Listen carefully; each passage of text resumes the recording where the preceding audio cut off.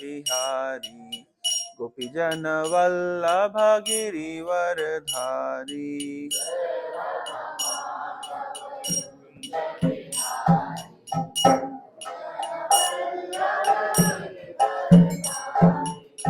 जय राधा माधव कुंज बिहारी गोपीजन वल्लभ गिरिवरधारी।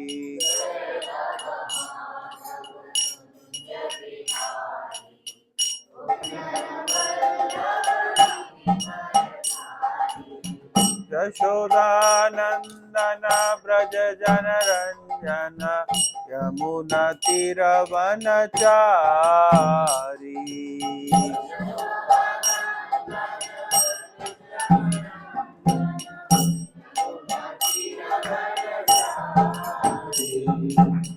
यशोदानंदन ब्रज जन रंजन यमुना तीरवनचारी।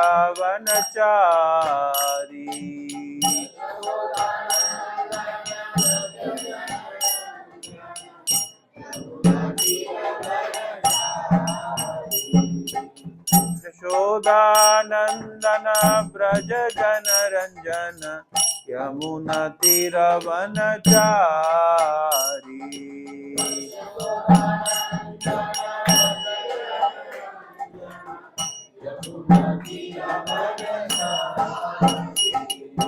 जय राधा माधव कुंज बिहारी गोपीजन वल्लभ गिरिवरधारी।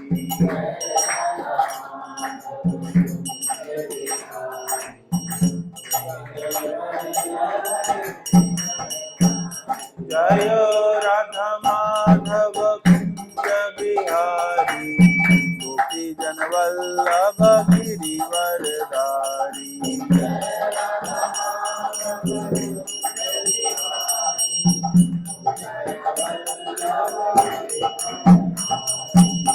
यशोदानंदन ब्रज जन रंजन यमुना तीरवनचारी।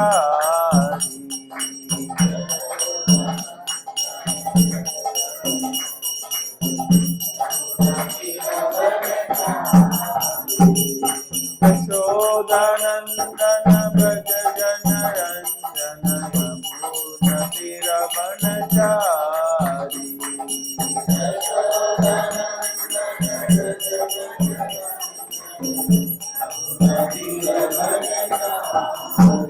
जय राधा माधव राधा माधव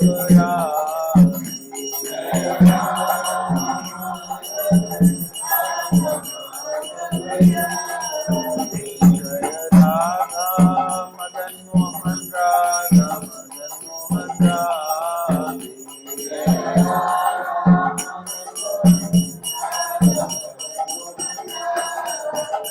जय कृष्ण बलराम कृष्ण बलराम जय वृंदावन धाम।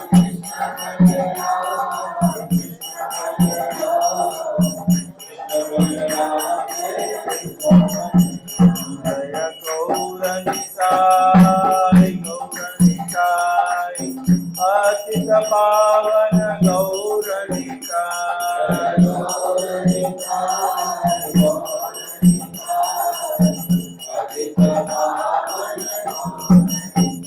जय जगन्नाथ जय बलदेवा सुभद्रम जय सुदर्शन।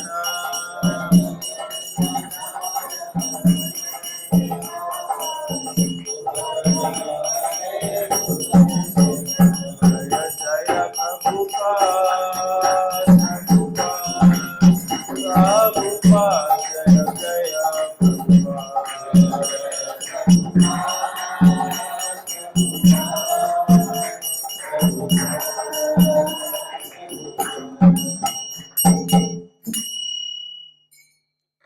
कलयुग में नाम संकीर्तन की जगत गुरु श्रील प्रभुपाद की।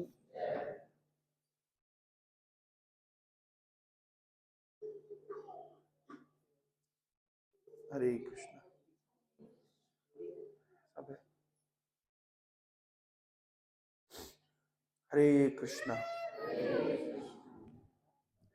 हरे कृष्णा। मेरे साथ साथ बोलिएगा। ओम अज्ञानतिमिरान्धस्य ज्ञानाञ्जनशलाकया चक्षुरुन्मिलितं येन तस्मै श्रीगुरवे नमः।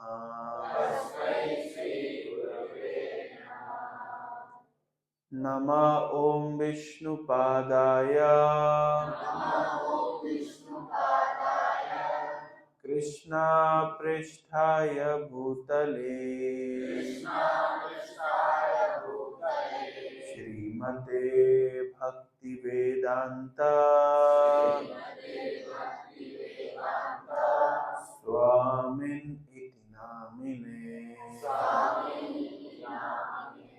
नमस्ते सारस्वते देवे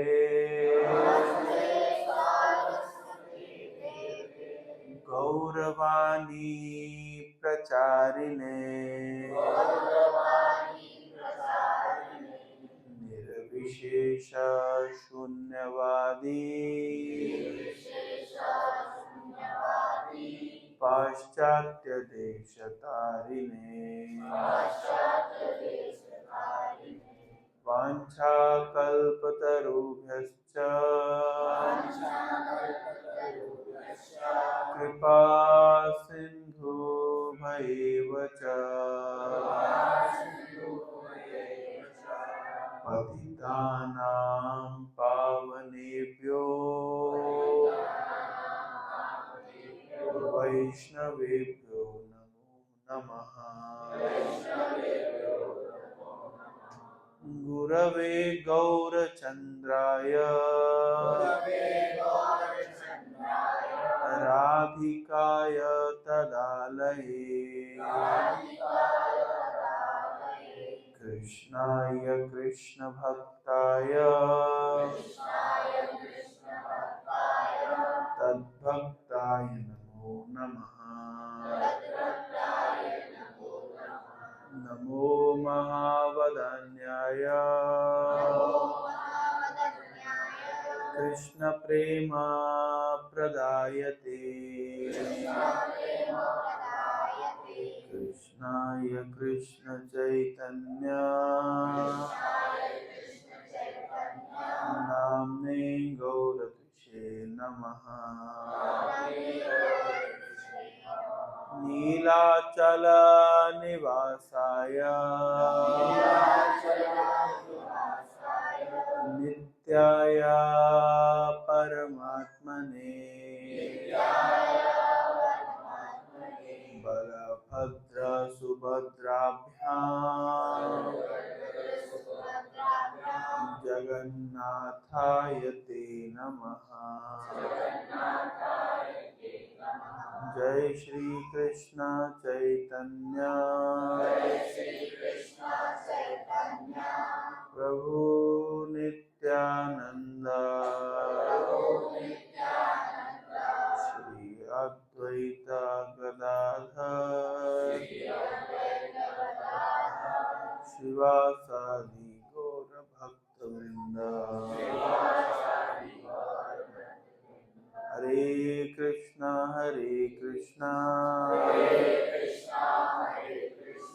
कृष्ण कृष्ण हरे हरे हरे राम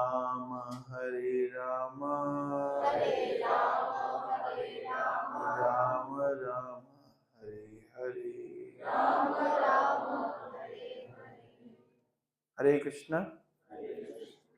मेरा परम सौभाग्य है मुझे आप सभी के बीच में कुछ हरि कथा करने का अवसर प्राप्त हुआ है। आप में से कितने लोग 16 माला का जप करते हैं? काफी सारे भक्त करते हैं। तो आज हम लोग चैतन्य महाप्रभु की कुछ लीलाओं को सुनने का प्रयास करेंगे। आप में से कितने लोग चैतन्य महाप्रभु से परिचित नहीं हैं?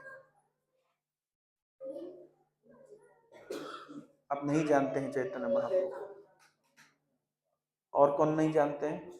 कितने लोग श्रीमान चैतन्य महाप्रभु से परिचित नहीं है? अभी नहीं है, ओके। और कितने लोग चैतन्य महाप्रभु से परिचित हैं?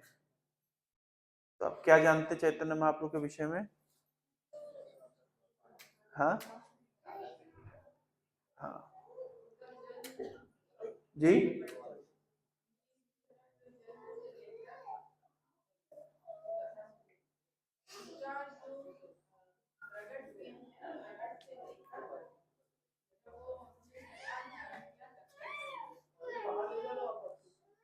तो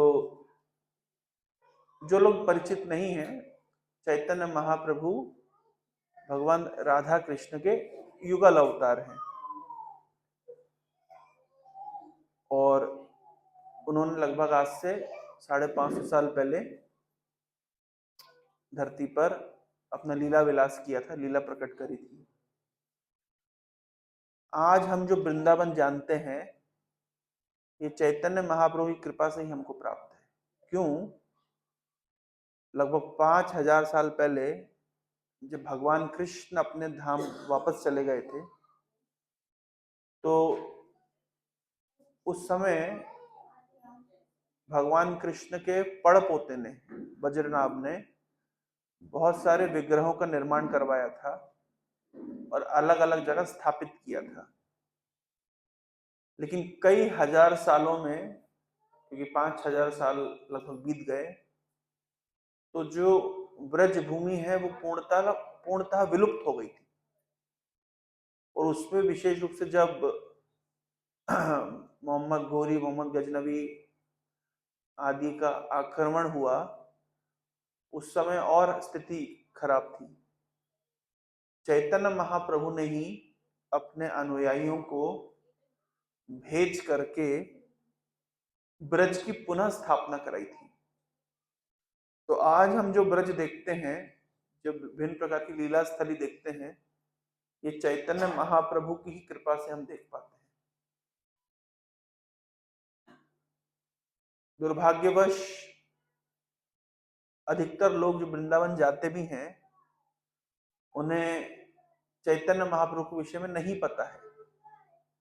जो मूल ब्रजवासी हैं, जो ब्रज में पीढ़ी दर पीढ़ी रहते हुए आ रहे हैं, वे लोग चैतन्य महाप्रभु को जानते हैं। लेकिन इस्कॉन में आने से पहले हम भी जब वृंदावन, आप में से भी कितने लोग वृंदावन गए होंगे इस्कॉन में आने से पहले? बहुत लोग गए थे, लेकिन आपने कभी भी चैतन्य महाप्रभु का नाम नहीं सुना होगा। हम वृंदावन किस किस चीज के लिए जानते हैं? बांके बिहारी, निधिवन, प्रेम मंदिर, बरसाना, गोवर्धन और आलू टिक्की, लस्सी। तो हम विशेष रूप से इन चीजों से वृंदावन को जानते हैं, लेकिन हम चैतन्य महाप्रभु को नहीं जानते। आपको आश्चर्य होगा, जो बरसाना भी है, वो भी जो लाडली जी का मंदिर है, वो भी चैतन्य महाप्रभु के अनुयायियों ने ही स्थापित किया है। पर ये हमें नहीं बताया जाता। तो क्यों नहीं बताता? गोवर्धन में भी जितनी लीला स्थली है, अलग अलग, अधिकांश लीला स्थली चैतन्य महाप्रभु के अनुयायियों ने उसको पुनर्उद्धार किया है। और जो गोवर्धन की तलहटी में प्रसिद्ध राधा कुंड है, श्याम कुंड है, इसकी खोज भी चैतन्य महाप्रभु ने स्वयं की है। और चैतन्य महाप्रभु के ही अनुयायी रघुनाथ दास गोस्वामी ने तत्कालीन राजा की मदद से राधा कुंड और श्याम कुंड का उद्धार करवाया, निर्माण करवाया। और आज जो हम वहां पे इतना सुंदर परिवेश देखते हैं, ये चैतन्य महाप्रभु के अनुयायी रघुनाथ दास गोस्वामी की कृपा से हम देखते हैं। तो मूलतः जो आज हमारे सामने ब्रज प्रकट है, उसमें 99% अगर बोला जाए तो अगर किसी का योगदान है तो किसका है? श्रीमान चैतन्य महाप्रभु का है। और क्यों हो भी ना, अगर ब्रज भूमि है ना राधा रानी की अपनी स्थली है, क्रीड़ा स्थली है, लीला स्थली है, तो वही कृष्ण राधा रानी के भाव में आकर के उस खोई हुई क्रीड़ा स्थली को, उस खोई हुई लीला स्थली को पुनरुद्धार कराते हैं। तो इसलिए, और ऐसा देखने में भी आता है कि यद्यपि बहुत सारे संत हैं जो अपने आप को राधा रानी के अनुयायी बताते हैं, ब्रज में प्रसिद्ध भी हैं, लेकिन और कई बार ये विषय पे बात भी चलती है, जैसे आप लोग के मन में भी ये प्रश्न उठता होगा, कई बार कईयों के मन में प्रश्न उठता है कि हम इस्कॉन के अंदर तो राधा रानी के विषय में उतनी विशेष चर्चा करते नहीं है, लेकिन जो ब्रज के जो दूसरे साधु हैं, वृंदावन के जो दूसरे साधु हैं, है ना, वो तो राधा रानी के विषय में अधिक बोलते हैं। लाडली जी की कृपा से होता है, श्री जी की कृपा से होता है ना, राधे राधे बोलते हैं। इस्कॉन में तो हम लोग राधे राधे बोलते नहीं है। तो ऐसा ऐसा लगता है कि शायद जो दूसरे जो ब्रज के जो संत हैं, उनका झुकाव राधा रानी के प्रति अधिक है और हमारा झुकाव कृष्ण के प्रति अधिक है। लेकिन अगर हम अगर और ये भी सुनने में आता है कि, है ना, जो मतलब राधा रानी है वही सब कुछ है, कृष्ण भी राधा रानी की ही चरणों की उपासना करते हैं। तो इसका मतलब है कि जो साधु या जो संप्रदाय या जो संत राधा रानी करते हैं तो वो ज्यादा प्रमाणिक है ना। और हमारे संप्रदाय में तो यहाँ क्या सिखाते हैं? राधे राधे नहीं बोलना है, या तो हरे कृष्णा बोलना है। कृष्ण विषय में ज्यादा सिखाते हैं, है ना। और टीवी पे देखते हैं, नहीं तो यूट्यूब पे देखते हैं, रील्स देखते हैं, है ना, तभी देखते हैं सब राधे राधे वाली रील्स ही प्रचलित है। तो ऐसा क्यों? जबकि स्वयं भगवान कृष्ण राधा रानी के भाव को लेकर के आ रहे हैं चैतन्य महाप्रभु के रूप में। तो हम जिस परंपरा में आते हैं वो राधा रानी की डायरेक्ट परंपरा है, क्योंकि भगवान कृष्ण और राधा रानी का जुगल अवतार श्रीमान चैतन्य महाप्रभु है। अगर हम राधा रानी की डायरेक्ट परंपरा में आते हैं तो हम राधे राधे क्यों नहीं बोलते हैं? हम कृष्ण कृष्ण क्यों बोलते हैं?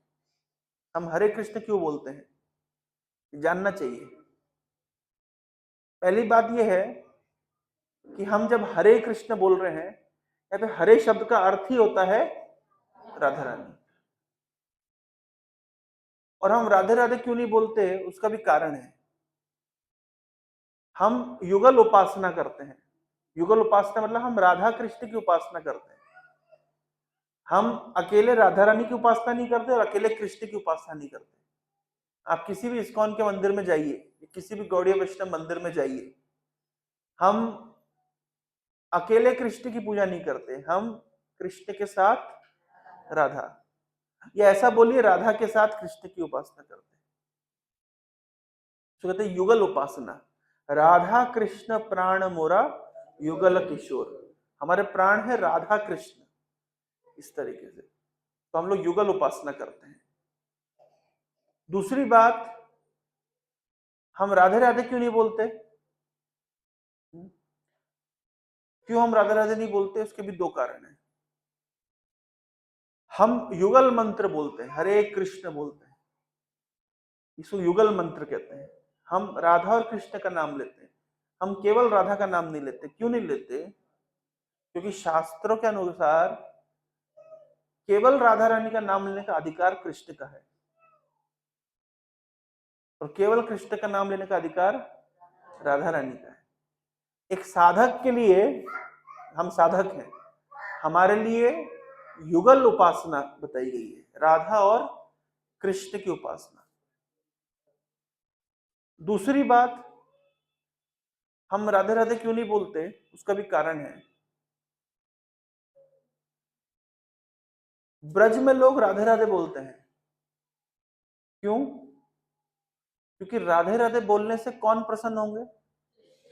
कृष्ण प्रसन्न होंगे।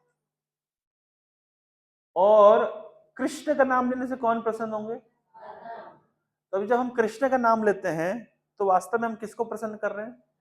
तो हमारे हम किसकी उपासना कर रहे हैं? वास्तव में किसको प्रसन्न कर रहे हैं? ब्रज में लोग राधे राधे बोलते हैं किसको प्रसन्न करने के लिए? कृष्ण को प्रसन्न करें, क्योंकि ब्रज के भक्त किसके भक्त हैं? कृष्ण के भक्त हैं। और गौड़िया किसके भक्त हैं? गौड़िया वैष्णव राधा रानी के भक्त हैं। तो राधा रानी की प्रसन्नता हेतु हम कृष्ण का नाम लेते हैं। जबकि दिखाई क्या देता है? बिल्कुल विपरीत दिखाई देता है। बोले इस्कॉन वाले क्या है? कृष्ण के भक्त हैं। और ब्रज में सब किसके भक्त हैं? जबकि उल्टा है, सिद्धांत बिल्कुल उल्टा है। दिखता जो है उससे बिल्कुल विपरीत है। ब्रज में सब किसके भक्त हैं? कृष्ण के भक्त हैं। कृष्ण को प्रसन्न करने के लिए कृष्ण के गोप सखा बोलते हैं राधे राधे। कृष्ण के सारे गोप सखा कृष्ण की प्रसन्नता हेतु राधे राधे बोलते हैं, जबकि गौड़ीय वैष्णव राधा रानी की प्रसन्नता हेतु कृष्ण कृष्ण बोलते हैं। तो चैतन्य महाप्रभु कृष्ण कृष्ण बोले हैं, क्यों? राधा रानी को प्रसन्न करने के लिए। तो इसका मतलब है कि ब्रज के जो ग्वाल वाल हैं, जो गोप सखा है, वो किसके भक्त हैं? कृष्ण के भक्त हैं। उनको प्रसन्न करने के लिए राधे राधे बोलते हैं। और जो गौड़ीय वैष्णव है, जो चैतन्य महाप्रभु के अनुयायी हैं, वो किसके भक्त हैं? राधा रानी के भक्त हैं। इसलिए राधा रानी को प्रसन्न करने के लिए किसका नाम लेते हैं? कृष्ण का नाम लेते हैं। तो टीवी पे क्या चलता है, रील्स में क्या चलता है, इंस्टाग्राम में क्या चलता है, वो इंपॉर्टेंट नहीं है। हमारे संप्रदाय का मूल है हम चैतन्य महाप्रभु के अनुयायी हैं। हम वास्तविकता में राधा रानी के भक्त हैं। और ये बात मैं अपने मन से नहीं बोल रहा हूं, ये हमारे आचार्यों ने, श्रील भक्ति सिद्धांत सरस्वती ठाकुर, श्रील प्रभुपाद जी ने, भक्ति वेदांत स्वामी प्रभुपाद जी ने, हमारे जो मूल आचार्य हैं, उन्होंने इस बात को प्रतिपादित किया है। उन्हीं के द्वारा सिखाया गया ये भाव है। तो मूलतः गौड़ीय वैष्णव है राधा रानी के भक्त। एक बार की बात है, श्री भक्ति सिद्धांत सरस्वती अपने शिष्यों के साथ में राधा कुंड की परिक्रमा कर रहे थे। ये आप लोगों ने देखा भी होगा, अभय चरण सीरियल में बताया गया है। जब परिक्रमा कर रहे थे तो किसी ने बताया कि महाराज, जो इस क्षेत्र के राजा हैं, वो राधा कुंड की दंडवती परिक्रमा कर रहे हैं। तो भक्तों ने कहा कितना भाव है उनका राधा रानी के प्रति। तो भक्ति सिंह ठाकुर उनको करेक्ट करते, ठीक करते, बोले नहीं, उनका भाव राधा रानी के प्रति नहीं, उनका भाव कृष्ण के प्रति है। वो कृष्ण को प्रसन्न करने के लिए राधा को पूछते हैं। भाव क्या है? वो कृष्ण की प्रसन्नता हेतु राधा को पूछते हैं। लेकिन हम गौड़ीय वैष्णवों का भाव क्या है? हम राधा की प्रसन्नता हेतु कृष्ण को पूछते हैं। ये अंतर समझ आ रहा है? तो गौड़ीय वैष्णव वास्तव में श्रीमती राधा रानी के भक्त हैं। और अगर हम राधा रानी के भक्त हैं तो हम कृष्ण को क्यों पूछते हैं? ताकि राधा की प्रसन्नता हो।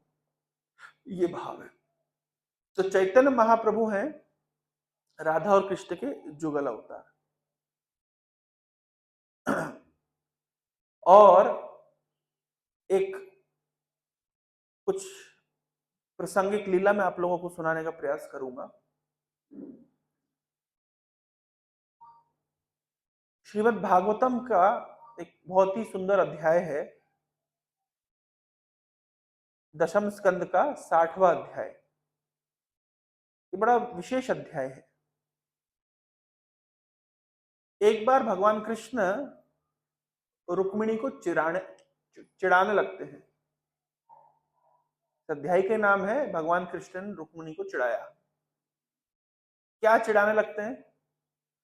एक दिन भगवान कृष्ण बैठे हुए थे अपने आसन पर, और रुक्मिणी हाथ में चवर लेकर के कृष्ण को पंखा कर रही थी, और कृष्ण बड़े आनंद के साथ बैठे हुए थे।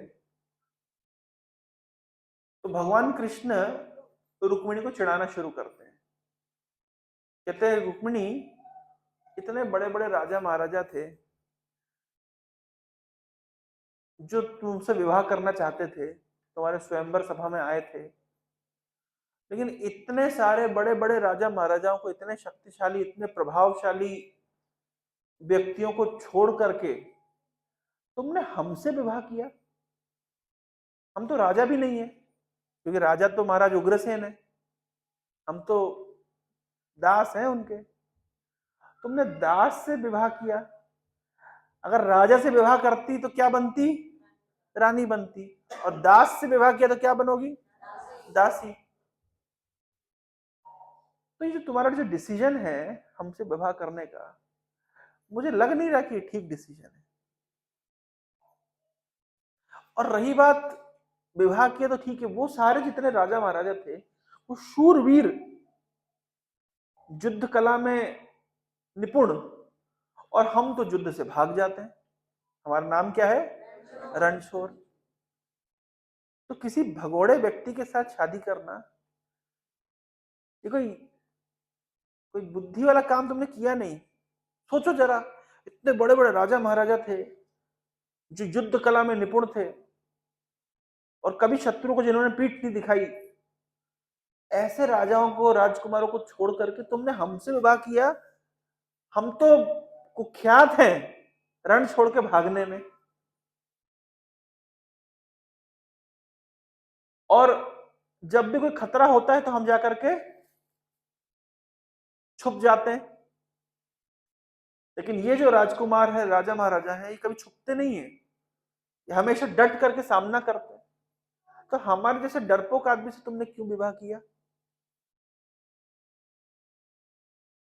अगर तुम्हें लग रहा है रुक्मिणी की हाँ अब मैं समझ गई हूं, गलत जगह शादी हो गई है, तो अभी भी एक काम को हम तुम्हें ऑप्शन देते हैं। तुम्हारे पिताजी ने जो भी दहेज दिया होगा हम इंटरेस्ट के साथ लौटा देंगे, तुम्हारी रीमैरिज करा देते हैं। ऑप्शन अभी भी है, चिंता मत करो। ये मत सोचो कि बहुत देर हो गई है, अभी भी ऑप्शन है कि हम तुम्हारा विवाह पुनः किसी और से, बताइए तुम्हारे चॉइस का राजा कौन था, हम बता, हम करवा देते हैं।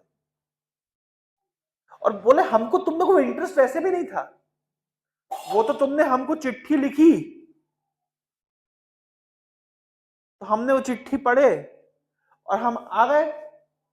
और मतलब हम बस ऐसे खाली बैठे थे, बेरोजगार थे, कुछ काम धंधा तो था नहीं, आए और तुमको उठा करके ले आए। लेकिन ऐसा कोई खास हमारा तुम्हारे प्रति कोई आकर्षण ऐसा नहीं था, ये मत सोचना। अब कृष्ण रुक्मिणी को बोलते जा रहे हैं, बोलते जा रहे हैं, बोलते जा रहे हैं। श्रील विश्वनाथ चक्रवर्ती ठाकुर हमारे एक गौड़ीय वैष्णव आचार्य हुए हैं। इन आचार्य की बहुत सुंदर विशेषता है, ये जब लीलाओं का वर्णन करते हैं तो ऐसा लगता है कि जैसे मानो अपनी आंखों के सामने ये लीलाओं को देख रहे हैं। वो लीलाओं का वर्णन इस प्रकार करते हैं कि मानो उनकी आंखों के सामने घटनाएं हो रही हो। कई कई उदाहरण उन्होंने ऐसे दिए हैं अपने टीकाओं में कि ऐसा लगेगा कि मानो वहीं बैठ करके ये लीला का दर्शन कर रहे थे। तो वास्तविकता भी ये है कि अपने हृदय के पटल पर भगवान की लीलाओं को वो देखते हैं। तो उन्होंने कहा कि ये भगवान कृष्ण को आज क्या हो गया है, इतने कठोर शब्द बोल रहे हैं रुक्मिणी के सामने। क्यों भाई इतने कठोर शब्द क्यों बोल रहे हैं,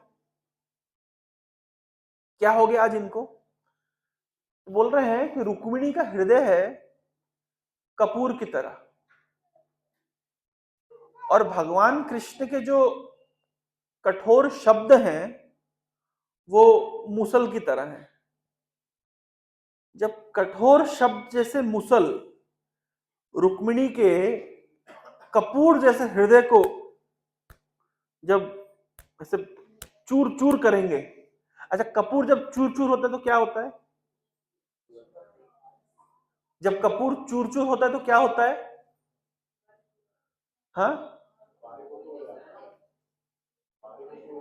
बारीक हो जाता है। और क्या होता है, उसी खुशबू चारों दिशाओं में फैल जाती है। तो आज क्या कर रहे हैं भगवान कृष्ण, अपने कठोर शब्द रूपी मुसल से रुक्मिणी के कपूर जैसे हृदय को चूर चूर कर रहे हैं, ताकि जो उनके हृदय की जो सुगंधी है, जो उनका कृष्ण के प्रति जो प्रेम है, वो जो सौगंध है, जो खुशबू है, जो सौरभ है, वो प्रकाशित हो सबके सामने। इसलिए आज भगवान क्या कर रहे हैं, अपने कठोर शब्दों से, नहीं तो किसी पतिव्रता स्त्री के सामने पति ऐसा बोले कि तुमने हमसे गलत शादी कर ली, हम तुम्हारी दूसरी शादी करा देते हैं, चिंता मत करो, तो कौन स्त्री इसको स्वीकार कर पाएगी। अच्छा, क्यों ऐसा किया भगवान कृष्ण ने? भाई आज क्या हो गया भगवान कृष्ण को, तो इसके पीछे का इतिहास है। क्यों भगवान की आज ऐसी इच्छा हुई कि थोड़ा रुक्मिणी को थोड़ा हम चिढ़ाते हैं, थोड़ा टॉर्चर करते हैं, क्या हो गया? तो बहुत प्रसिद्ध घटना आप सभी जानते हैं। एक नरकासुर नाम का असुर था, और उसने क्या किया था, उसने देवताओं की माता अदिति का कुंडल चुरा लिया था, और वरुण देव के पास एक छाता हुआ करता था, अम्ब्रेला, वो भी चुरा लिया, और देवताओं का प्लेग्राउंड बना था, प्लेग्राउंड चुरा के ले गया। अब आप बोलेंगे प्लेग्राउंड कैसे चुरा के ले गया, तो मैं सरल कर देता हूं। मान लीजिए नरकासुर को ठेका मिला होगा प्लेग्राउंड बनाने का, पेपर पे तो बन गया लेकिन वास्तविकता में है ही नहीं। होता है ना आजकल, ठेका मिल जाता है लेकिन पैसा भी रिलीज हो जाता है, और जब जाके जनता देखे कहाँ है तो ये है ही नहीं, रोडें गायब हो जाती हैं, बिल्डिंगें गायब हो जाती है। तो वैसे ही वो पूरा जो देवताओं का प्लेग्राउंड था वो भी गायब हो गया। तो आप समझ लीजिए नरकासुर किस लेवल का करप्शन करता होगा कि पूरा पूरा प्लेग्राउंड गायब कर दिया। और आदित्य के कुंडल चुराना, देखिए अभी आदित्य के कुंडल चुराना, बोले भाई कुंडल तो चुराए, उसमें कौन सी बड़ी बात है? कुंडल चुराए हैं, बात वो बड़ी नहीं है, किसके कुंडल चुराए हैं। अब मान लीजिए कोई क्वीन विक्टोरिया के जाकर ही मुकुट में से हीरा चुरा के ले आए, तो अब किस लेवल का चोर बोलेंगे उसको? चोर मतलब हाई लेवल का चोर है भाई। कोई कोई भाई, कोई ऐसा तो है नहीं कि रेलवे स्टेशन पे कि बस स्टैंड पे चेन खींच लियो। आदित्य देवताओं की माता की कुंडल चुरा के लेके आए, तो मतलब बड़े हाई लेवल का चोर रहा होगा। तो इस प्रकार के असुर को तो भाई सबक सिखाना होगा। तो देवताओं ने प्रार्थना करी भगवान से कि थोड़ा इसको सबक सिखाइए। और नरकासुर था कौन? वास्तव में भगवान के पुत्र था। जब भगवान हिरण्याक्ष के रूप में आए थे और उन्होंने पृथ्वी माता को अपने दांतों के ऊपर धारण किया था, वशति दशन शिखरे धरणी तब लगना, अब ना, हाँ, वराह रूप में, मैं क्या बोला, सॉरी भगवान जब वराह रूप में आए थे और हिरण्याक्ष का वध किया था, तो वराह रूप में आए थे और धरती को अपने दांतों के ऊपर धारण किया था। तब उस समय धरती माता से एक पुत्र प्राप्त, धरती माता को एक पुत्र प्राप्त हुआ, जिसका उन्होंने नाम रखा था नरक। पहले असुर नहीं था, लेकिन ये क्योंकि असुरों की संगति में रहता था, तो बाद में जाके बिगड़ गया, तो असुर बन गया। तो देखिए भगवान का भी पुत्र असुर बन सकता है। अगर संग खराब हो तो भगवान का पुत्र भी असुर बन सकता है। तो क्योंकि ये पृथ्वी देवी और भगवान वराह का, यानी भगवान का ही पुत्र था, तो इतना शक्तिशाली था कि उसको मार भी भगवान ही सकते थे। और वो भी कब मारेंगे? जब साक्षात पृथ्वी देवी सेंशन करेगी तभी मार पाएंगे। तो नरकासुर इतना जब उत्पात मचा रहा था, तो भगवान अपने गरुड़ वाहन के ऊपर बैठ करके प्राग ज्योतिषपुर, जो आज का आसाम है, वहां पे रहता था नरकासुर। और साथ में लेके गए थे सत्यभामा, जो पृथ्वी देवी की ही अवतार है, भूदेवी की ही अवतार है सत्यभामा। तो सत्यभामा को लेकर के भगवान गए, नरकासुर के साथ युद्ध हुआ, और सत्यभामा ने जब इशारा किया कि भगवान मारिए इसको, तब भगवान ने नरकासुर का वध किया। और आप जानते 16,100 जो कन्याएं थी, जो नरकासुर के कैद में थी, तत्पश्चात भगवान ने उनके साथ विवाह भी किया। और नरकासुर का वध कब हुआ था? तो दीपावली के एक दिन पहले आता है नरक चतुर्दशी, नरक चौदस। उस दिन भगवान ने नरकासुर का वध किया था। तो नरकासुर का वध हो गया, और उसके बाद भगवान ने क्या किया, जो अदिति के कुंडल थे और जो वरुण का जो छाता था, वो देवताओं को लौटाया देवलोक में जाकर के। तो इंद्र जब भाई आपके घर में कोई आता है मेहमान, तो आप क्या करते हैं? आपका मान लीजिए अच्छा सुंदर घर है, तो मेहमान को क्या करते हैं? है ना, स्वागत करते, घर दिखाते, देखिए हमारा घर ऐसे ये है ना, हमारा ऐसे ये बेडरूम है, ये ड्राइंग रूम है, ये किचन है, ऐसे करके दिखाते हैं ना। तो एक शायर ने बहुत अच्छी बात लिखी है ना, क्या कहते, शायर बोलते हैं, जो खानदानी रईस हैं वो मिजाज रखते हैं नरम अपना। जो खानदानी रईस हैं मिजाज रखते हैं नरम अपना, तुम्हारा लहजा बता रहा है तुम्हारी दौलत नई नई है। तो इंद्र क्या कर रहा था? इंद्र स्वर्ग के राजा हैं, भगवान आए हैं स्वर्ग में। अभी इंद्र सब जगह जा जाके दिखा रहा है, भैया देखो देखो, ये हमारा स्वर्ग लोक ऐसा है, ये हमारा नंदन कानन है, ये हमारी अप्सराएं हैं, है ना, हम यहाँ बैठते हैं, यहाँ खाते हैं, यहाँ सोते हैं। किसको दिखा रहा है? भगवान को अपना ईश्वर दिखा रहे हैं।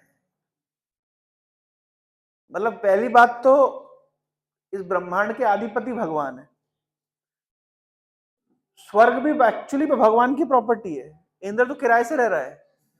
इमेजिन करिए कोई मकान मालिक गया है किराएदार के घर में, और किराएदार दिखा रहा है ये देखो देखो हमारा घर ऐसा ऐसा है। भगवान को कितनी हंसी आ रही होगी। फिर भी भगवान कुछ बोले नहीं, जैसा जैसा इंद्र दिखाता गया ना, दिखा दिया। उसके बाद लास्ट में क्या कहां लेके गया? पारिजात का पेड़ दिखाने। बोले भगवान कृष्ण देखिए हमारे स्वर्ग की शान है ये पारिजात का पेड़। जबकि जबकि फैक्ट तो यह है कि स्वर्ग भी भगवान का, स्वर्ग की वस्तु भी भगवान की, और पारिजात की भी भगवान का। चलो भगवान ही मजे ले रहे, देखते हैं इंद्र क्या दिखाता है।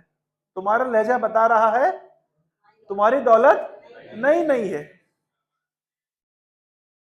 तब भगवान देख लिया, अच्छा पारिजात देख रहे, भगवान भी बड़े खड़े हाथ खड़े, अच्छा पारिजात बड़ा सुंदर है, बहुत बढ़िया। अब गीता में भगवान ने क्या कहा है? पत्रम पुष्पम फलम तोयम यो में भक्ता प्रयचित। कोई भक्ति से अगर पत्ता भी अर्पित कर दे, एक फूल भी अर्पित कर दे, तो भगवान संतुष्ट हो जाते हैं। तो इंद्र ने एक फूल तोड़ा और भगवान को अर्पित कर दिया, क्योंकि भगवान तो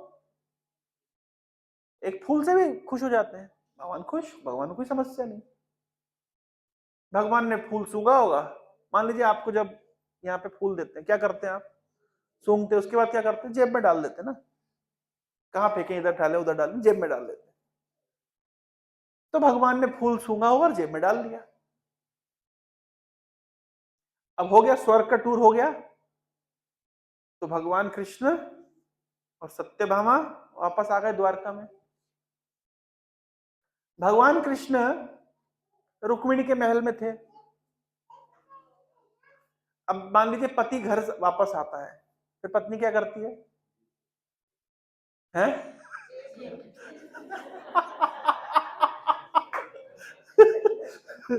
जी कह रहे जेब चेक करती है। हाँ करना ही पड़ता ना, मान लीजिए अभी वॉशिंग मशीन में कपड़ा डालना होगा वॉशिंग मशीन में कपड़ा डालना होगा तो पहले क्या करेंगे?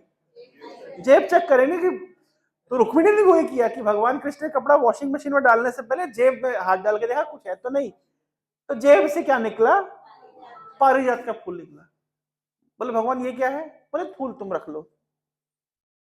तो बड़े कैजुअल तरीके से भगवान ने पारिजात का फूल किसको दे दिया? रुक्मिणी को दे दिया। खबर पहुंच गई सत्यभामा के पास, और क्या खबर पहुंची कि भगवान, अब देखिए, अब भगवान, फूल दिया किसने? इंद्र ने।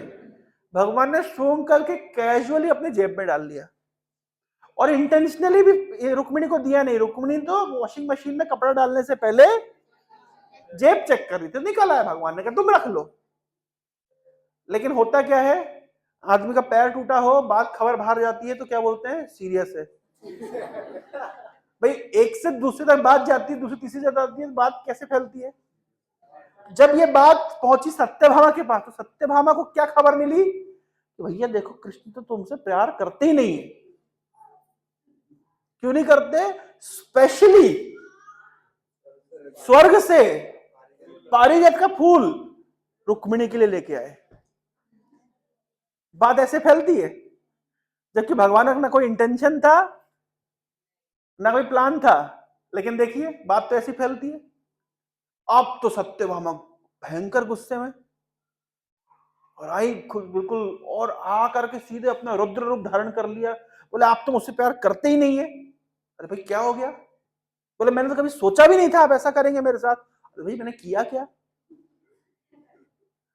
क्या किया? बोले आप स्वर्ग से विशेष रूप से पैक करा करके लेकर के आए हैं पारिजात का फूल रुक्मिणी के लिए। तो भगवान ने कहा तुमको तो हम स्वर्ग लेके ही गए थे ना, तो तुमको तो साक्षात दिखाया। बोलो मेरे को तो केवल दिखाया, उसको तो आपने लाके दिया। इसका मतलब क्या है? मुझसे आप बिल्कुल प्यार नहीं करते, आपका सारा प्यार केवल रुक्मिणी के लिए। भयंकर नाराज। अब भगवान करें क्या? मनाए तो मनाए कैसे? बोले तो कैसे तुमको मनाऊं? क्या करूं तुम्हारे लिए? बोले आपने रुक्मिणी को एक फूल दिया, मुझे अब पूरा पेड़ चाहिए।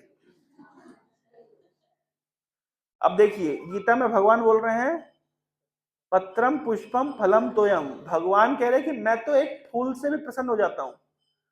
भगवान प्रसन्न हो जाते हैं, कहीं गीता में नहीं लिखा कि भगवती प्रसन्न हो जाती है। भगवान प्रसन्न होते हैं, भगवती प्रसन्न होती है। एक फूल से कहीं लिखा नहीं लिखा, उनको पूरा पेड़ चाहिए। अब भगवान कृष्ण करे तो करे क्या? मतलब क्या, देखिए मतलब कभी कभी क्या स्थिति हो जाती है, भगवान वापस स्वर्ग में जाकर के इंद्र को बोलेंगे भाई देखो ऐसा है। वो कहानी आती ना पंचतंत्र में कि एक मगर की और एक बंदर की हो गई दोस्ती। तो हर दिन बंदर क्या करता था? मगर को जामुन खिलाता था। तो एक दिन मगर ने कहा कि चलो तुमको सैर करा कर लेके आते हैं। तो सैर पे ले गए, और बीच तालाब में मगर ने कहा बंदर से, वो क्या है कि मेरी पत्नी कह रही थी कि तुम्हारा जो दोस्त है बंदर हर दिन को जामुन देता है, इतने मीठे जामुन खाता है, खिलाता है, उसका दिल कितना मीठा होगा। तो मेरी पत्नी कह रही थी थोड़ा सा उस बंदर का दिल लेकर के आना। तो बंदर ने क्या कहा, अरे मुझे पहले बताते, वो तो मैं पेड़ पे ही छोड़ आया। बोले अरे तुम पेड़ पे छोड़ा, चलो चलो मैं लेकर, हम चलते हैं। तो मॉरल ऑफ द स्टोरी क्या है कि पत्नी के लिए कभी कभी मगर को समझ रहे ना। अभी भगवान कृष्ण को भी पत्नी को संतुष्ट करने के लिए जाकर के इंद्र से बोलना पड़ेगा। कितनी एम्बेरसिंग सिचुएशन होगी कि इंद्र वो थोड़ा सा जो तुम्हारा जो पारिजात, और इंद्र ने इतने प्यार सब कुछ दिखाया पूरे स्वर्ग में, लेकिन जब पारिजात दिखाया तो बोला ये हमारे स्वर्ग की शान है। और भगवान क्या कह रहे हैं कि वो क्या कर सकते हो, आपकी भाभी जी को संतुष्ट करना है, पूरा पेड़ ही दे दीजिए।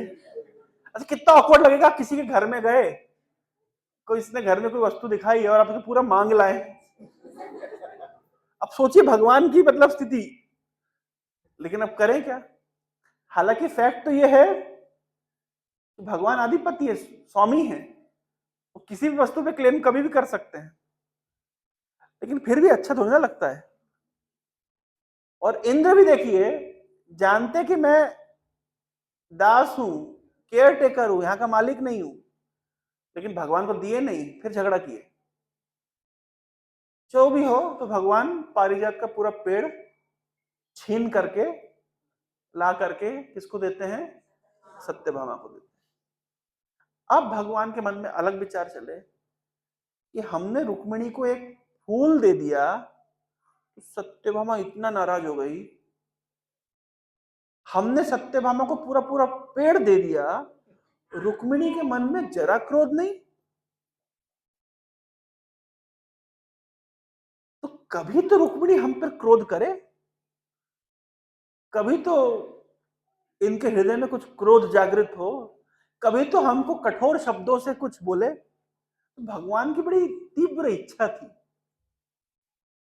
भगवान की बड़ी तीव्र इच्छा थी कि रुक्मिणी उन पर क्रोध करे, लेकिन रुक्मिणी तो कभी क्रोध करती नहीं।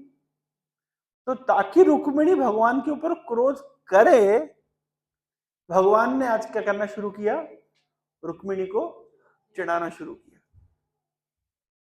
अब भगवान का एक्सपेक्टेशन क्या था कि रुक्मिणी क्रोध करेगी, लेकिन भगवान के एक्सपेक्टेशन के बिल्कुल विपरीत रुक्मिणी ने क्रोध नहीं किया। जैसे ही भगवान के इन कठोर शब्दों को रुक्मिणी ने सुना, रुक्मिणी को तो रोना आना लगा, और रुक्मिणी चवर ढुला रही है भगवान को, वो चवर ढुलाते ढुलाते, और जैसे ही भगवान के इन कठोर शब्दों को सुना, रुक्मिणी तो पूरा बेहोश होकर गिरने लगी। भगवान का क्या एक्सपेक्टेशन था कि रुक्मिणी थोड़ा सा क्रोध करेगी, लेकिन क्रोध क्या करती रुक्मिणी, बेहोश होने लगी भगवान के इन कठोर शब्दों को सुनकर। तो भगवान तुरंत उठे अपने आसन से, अभी द्विभुज रूप में दो भुजाएं थी भगवान की, अब इमीडिएटली और दो भुजाएं निकाल ली, और दो हाथों से तो रुक्मिणी को पकड़ लिया, एक हाथ से रुक्मिणी का पसीना पोंछ रहे हैं, और एक हाथ से भगवान रुक्मिणी को चबड़ ढुला रहे हैं। तो भगवान समय समय पर अपना चतुर्भुज रूप प्रकट करते रहते। एक बार भगवान कृष्ण अपने गोप सखाओं के साथ में माखन चोरी कर रहे थे, तो एक गोप सखा, दूसरा गोप सखा उसके ऊपर ऐसे घोड़ा बने हुए थे, भगवान चढ़ गए उनके ऊपर, और उन्होंने दोनों हाथों से मक्खन को पकड़ लिया। जब मक्खन तो पकड़ लिया, इतनी देर में भगवान की जो धोती है वो ढीली पड़ गई। अब जरा सोचिए भगवान की क्या सिचुएशन हुई होगी, भगवान ने मक्खन पकड़ा हुआ है और धोती ढीली पड़ गई। अब करे क्या, मक्खन छोड़ सकते नहीं है, और धोती वो भी छोड़ देंगे तो समस्या हो जाएगी। तो भगवान तो फिर भगवान है, दो हाथों से मक्खन पकड़े और दो हाथ पकड़ करके धोती टाइट कर रहे। तो भगवान भी, अब उनके चतुर्भुज होने का कुछ तो बेनिफिट मिलना चाहिए ना, तो दो हाथ से मक्खन पकड़ रहे हैं और दो हाथ से धोती टाइट कर रहे हैं। उसी प्रकार से अभी भगवान दो हाथों से रुक्मिणी को पकड़े हुए हैं, एक हाथ से उसका पसीना पोंछ रहे हैं, और वही चवर जो रुक्मिणी ढुला रही थी, अभी वो भगवान होश में लेकर के आ रहे रुक्मिणी को। तो फिर रुक्मिणी होश में आती है, और रुक्मिणी जब होश में आती हैं तो भगवान ने बहुत सारे तर्क दिए बहुत सारी बातें बोली थी। तो रुक्मिणी एक एक करके भगवान कृष्ण की बातों का उत्तर देती है। भगवान कृष्ण ने कहा कि तुमने हमसे कहां विवाह कर लिया, हम तो निष्किंचन है। मतलब निष्किंचन शब्द सुना आप लोगों ने? किंचित मतलब थोड़ा, निष्किंचन मतलब जिसके पास थोड़ा भी नहीं। तो हम तो निष्किंचन है, थोड़ा भी हमारे पास नहीं। तो तुमने हमसे क्यों विवाह किया? तो रुक्मिणी कहती है, हाँ भगवान आप बिल्कुल निष्किंचन है। अगर कोई व्यक्ति बोलता है कि भाई ये संपत्ति मेरी है, इसका अर्थ है कि ये संपत्ति तो मेरी है लेकिन बाकी संपत्ति मेरी नहीं है। अगर कोई बोलता है ये थोड़ा मेरा है, अगर ये थोड़ा मेरा है इसका मतलब बाकी जो बचा है वो मेरा, तो वो बेचारे भगवान कैसे बोल सकते हैं ये थोड़ा मेरा है? क्योंकि भगवान का तो पूरा है। तो उस सेंस में भगवान भी क्या हुए? निष्किंचन। थोड़ा उनका नहीं है मतलब उनका क्या है? पूरा है। तो रुक्मिणी जो जो मतलब भगवान कृष्ण जो जो तर्क दे रहे हैं रुक्मिणी को, रुक्मिणी उन तर्कों का खंडन कर रही है। कृष्ण कह रहे हैं कि मैं तो निष्किंचन हूं, मेरा थोड़ा भी नहीं है। भगवान कह रहे हैं हाँ सही बात। भगवान कह रहे हैं कि मेरा थोड़ा नहीं है। तो रुक्मिणी कह रही मैंने कब कहा आपका थोड़ा है, आपका तो पूरा है। भगवान कह रहे हैं कि हम डर करके गुफाओं में छुप जाते हैं। हुआ था ना, डर कर गुफाओं में छुपे थे? कब हुआ था? जब काल यवन भगवान के पीछे दौड़ रहा था तो भगवान जाकर के गुफा में छुप गए। और वहां पे कौन सो रहे थे? महाराज मुचुकुंद। तो काल यवन को लगा ये आया गुफा में घुसा और लेट गया, तो उठा करके जम के लात मारी काल यवन ने। और मुचुकुंद को क्या वरदान था कि जो इनकी नींद को खराब करेगा जैसे ही उसके ऊपर दृष्टि पड़ेगी वो भस्म हो जाएगा। तो भगवान कृष्ण तो गुफा में छुप गए, साइड हो गए, और काल यवन ने जम के लात मारी मुचुकुंद को। मुचुकुंद ने जैसे ही देखा वैसे ही काल यवन भस्म हो गया। तब भगवान कृष्ण फिर मुचुकुंद के सामने आते हैं। तो भगवान की पुरानी आदत है क्या कि गुफाओं में छुप जाते हैं, शत्रुओं से डर के भागते हैं और गुफा में छुप जाते हैं। तो भगवान ने वही कहा कि मैं शत्रुओं से डर के भागता हूं और गुफा में जाकर के छुप जाता हूं। रुक्मिणी ने कहा बिल्कुल सही बोल रहे हैं आप, ये प्रकृति के 3 गुण रूपी शत्रुओं से आप भाग करके हृदय की गुफा में जाके छुप जाते हैं। जब तक कोई व्यक्ति प्रकृति के 3 गुणों के द्वारा सताया जा रहा है तब तक वो गुफा में जो आप छुपे हुए बाहर नहीं निकलते। जब तक कोई व्यक्ति त्रिगुणातीत नहीं होता है, गुणों को पार नहीं कर लेता है, तब तक आप उसके हृदय की गुफा से प्रकट नहीं होते, छुपे रहते हैं, दिखते ही नहीं है। सही बात है। तो जो जो कृष्ण तर्क दे रहे हैं उन सारे तर्कों का खंडन कर रही है कौन? रुक्मिणी। और एक ऐसा तर्क बोलते बोलते रुक्मिणी को आखिरकार क्रोध आ गया, जो कृष्ण चाहते थे। कृष्ण ने एक बात बोली थी कि रुक्मिणी देखो तुमने हमसे विवाह कब किया? तुमने हमसे विवाह कब किया? तुम एक छोटी सी राजकुमारी थी, तुमने दुनिया देखी नहीं, तुम्हारा कोई एक्सपीरियंस नहीं था। नारद मुनि तुम्हारे घर पे आए थे और तुम्हारे पिताजी ने पूछा कि हमारी बेटी का विवाह कराना है, किससे कराएं? तो नारद मुनि ने क्या किया? भगवान कृष्ण के गुणों का वर्णन करने लगे। और रुक्मिणी क्या कर रही थी? भगवान के गुणों को सुन रही थी। श्रुत्वा गुणान भुवन सुंदर, इस त्रिभुवन में सबसे सुंदर व्यक्ति के चरित्र को रुक्मिणी ने अपने कानों से सुना था। और जैसे ही सुना था नारद मुनि के श्रीमुख से रुक्मिणी ने भगवान के चरित्र को, तो रुक्मिणी का आकर्षण हो गया भगवान के प्रति। और रुक्मिणी ने क्या किया? भगवान कृष्ण को लव लेटर लिख दिया। इतिहास का शायद पहला लव लेटर रुक्मिणी ने लिखा और भगवान कृष्ण को लेटर भेज दिया। भगवान कृष्ण ने पढ़ा और सोचा कि बड़ी बुरी स्थिति में है रुक्मिणी, तो रुक्मिणी का आकर के भगवान ने हरण किया। तो भगवान कह रहे हैं कि तुम्हारा कोई वैसे कोई एक्सपीरियंस नहीं है, नारद मुनि ने बोल दिया, तुमने सुन लिया, तुमने सोचा ना समझा, हमको लेटर लिख दिया, और हम भी खाली बैठे थे, कुछ नहीं कर रहे थे, तो हम आ गए उठ करके, और तुम्हारा कोई एक्सपीरियंस नहीं है, तुम नहीं जानती होगी भाई बाहर के राजा महाराजा कितने शक्तिशाली, कितने प्रभाव, तुमने उनके बारे में सुना कभी? तुमने तो केवल हमारे बारे में सुना, जितना तुम्हें बताया गया उतना नहीं तुमने जाना, उतने में तुमने हमको चिट्ठी लिख दी। तुम्हारा एक्सपीरियंस नहीं है, तुम एक छोटी सी कन्या थी, तुमने दुनिया देखी नहीं थी, तुम्हारा कोई एक्सपीरियंस नहीं था, और तुम हमारे विषय में भी सच सच सही पूरी बात जानती नहीं। नारद मुनि तो हमारे ही आदमी है, वो तो हमारे गुणगान करेंगे, और नारद मुनि ने थोड़ी ना हमारे विषय में पूरी सच्चाई तुमको बताई।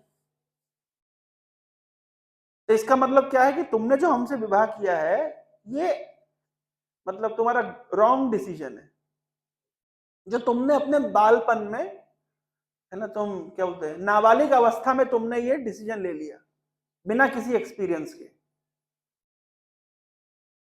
तो रुक्मिणी कहती है ठीक है, मैं आपकी बात सुन ली। रुक्मिणी ने बहुत सुंदर यहाँ पे बात बोली है, मैं आपको वो श्लोक दिखाऊंगा, रुक्मिणी ने क्या बोला। बड़ी, आप पॉइंट समझे कृष्ण ने क्या बोला?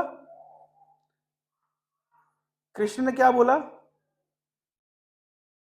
कि तुमने जो हमसे विवाह किया है वो कैसे किया है? इन एक्सपीरियंस, तुम्हारा कोई एक्सपीरियंस नहीं था, तुम नाबालिग थी, तुम्हारी कोई बुद्धि नहीं थी, नारद मुनि की बातों में आ गई तुम,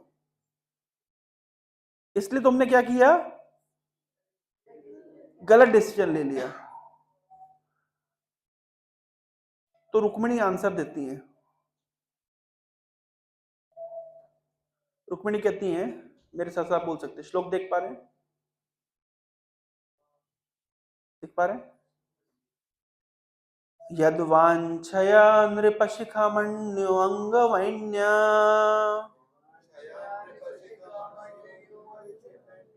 जायन्त नाहुष गदादया ऐक्यपत्यम् राज्यं विसृज्य विवशुर्वनमम्बुजाक्ष सीदन्ति ते अनुपदविम्ता इहासिता किम्। बड़ा कठिन लग रहा है श्लोक, रुक्मिणी के द्वारा कहा गया श्लोक है। कृष्ण ने जो तर्क दिया कि रुक्मिणी तुम्हारा कोई एक्सपीरियंस नहीं था, तुम छोटी बच्ची थी, नारद मुनि की बातों में आ गई और अपना दिल तुमने हमको दे दिया। रुक्मिणी कह रही है ठीक है, मैं मानती हूं आपको, मैं मानती हूं मेरा कोई एक्सपीरियंस नहीं था, गुस्से में बोल रही है, धीरे धीरे गुस्सा बढ़ रहा है, मेरा कोई एक्सपीरियंस नहीं था, मैंने गलत डिसीजन ले लिया, मैं नारद मुनि की बातों में आ गई, मैंने कोई दुनिया देखी नहीं थी, और इसलिए मैंने आपसे विवाह करने का प्रस्ताव रखा, आपको मैंने प्रस्ताव भेजा। लेकिन एक बात बताइए, ये बड़े बड़े राजा महाराजा हुए हैं, जैसे अंग, वैन्य, जायंत, नाहुष, गया आदि एटसेट्रा, बड़े बड़े राजा महाराजा हुए हैं, तो ये छोटे मोटे राजा नहीं थे, ये पूरी पृथ्वी के सम्राट थे, हजारों हजारों साल इन्होंने राज किया है। आपके चरणों को प्राप्त करने के लिए ये अपना सब कुछ छोड़ करके जंगल में जाकर के कठोर तपस्या करते ताकि ये आपके चरणों को प्राप्त कर सके। मैं इनएक्सपीरियंस्ड हूं, मैं बच्ची थी, मेरी बुद्धि नहीं थी, हो सकता है कि मेरी बाल बुद्धि को नारद मुनि ने भटका दिया हो। आप ये बोल सकते कि मेरी बुद्धि भटकाई है, जरा ये बताइए इन लोग की बुद्धि किसने भटकाई? मेरे पास बुद्धि नहीं है, मुझे समझ आ रहा है, मैं मानती हूं आपकी बात ठीक है, मेरी बुद्धि नहीं थी, पर क्यों मेरा कोई एक्सपीरियंस नहीं था, मैं घर से बाहर नहीं निकली। अरे तो पूरी दुनिया के चक्रवर्ती सम्राट थे, मेरी बुद्धि नहीं है, मैं मानती हूं, मैं किसी की बातों में आ गई। अरे इनके तो बड़े बड़े मंत्री थे, लाखों करोड़ों लोगों के ऊपर इनका शासन था, हजारों हजारों सालों तक इन्होंने पृथ्वी को शासन किया है। आपको प्राप्त करने के लिए अपना सब कुछ छोड़ करके जंगल चले जाते थे। मेरी बुद्धि नारद मुनि ने भटका दी हो, इनकी बुद्धि किसने भटकाई?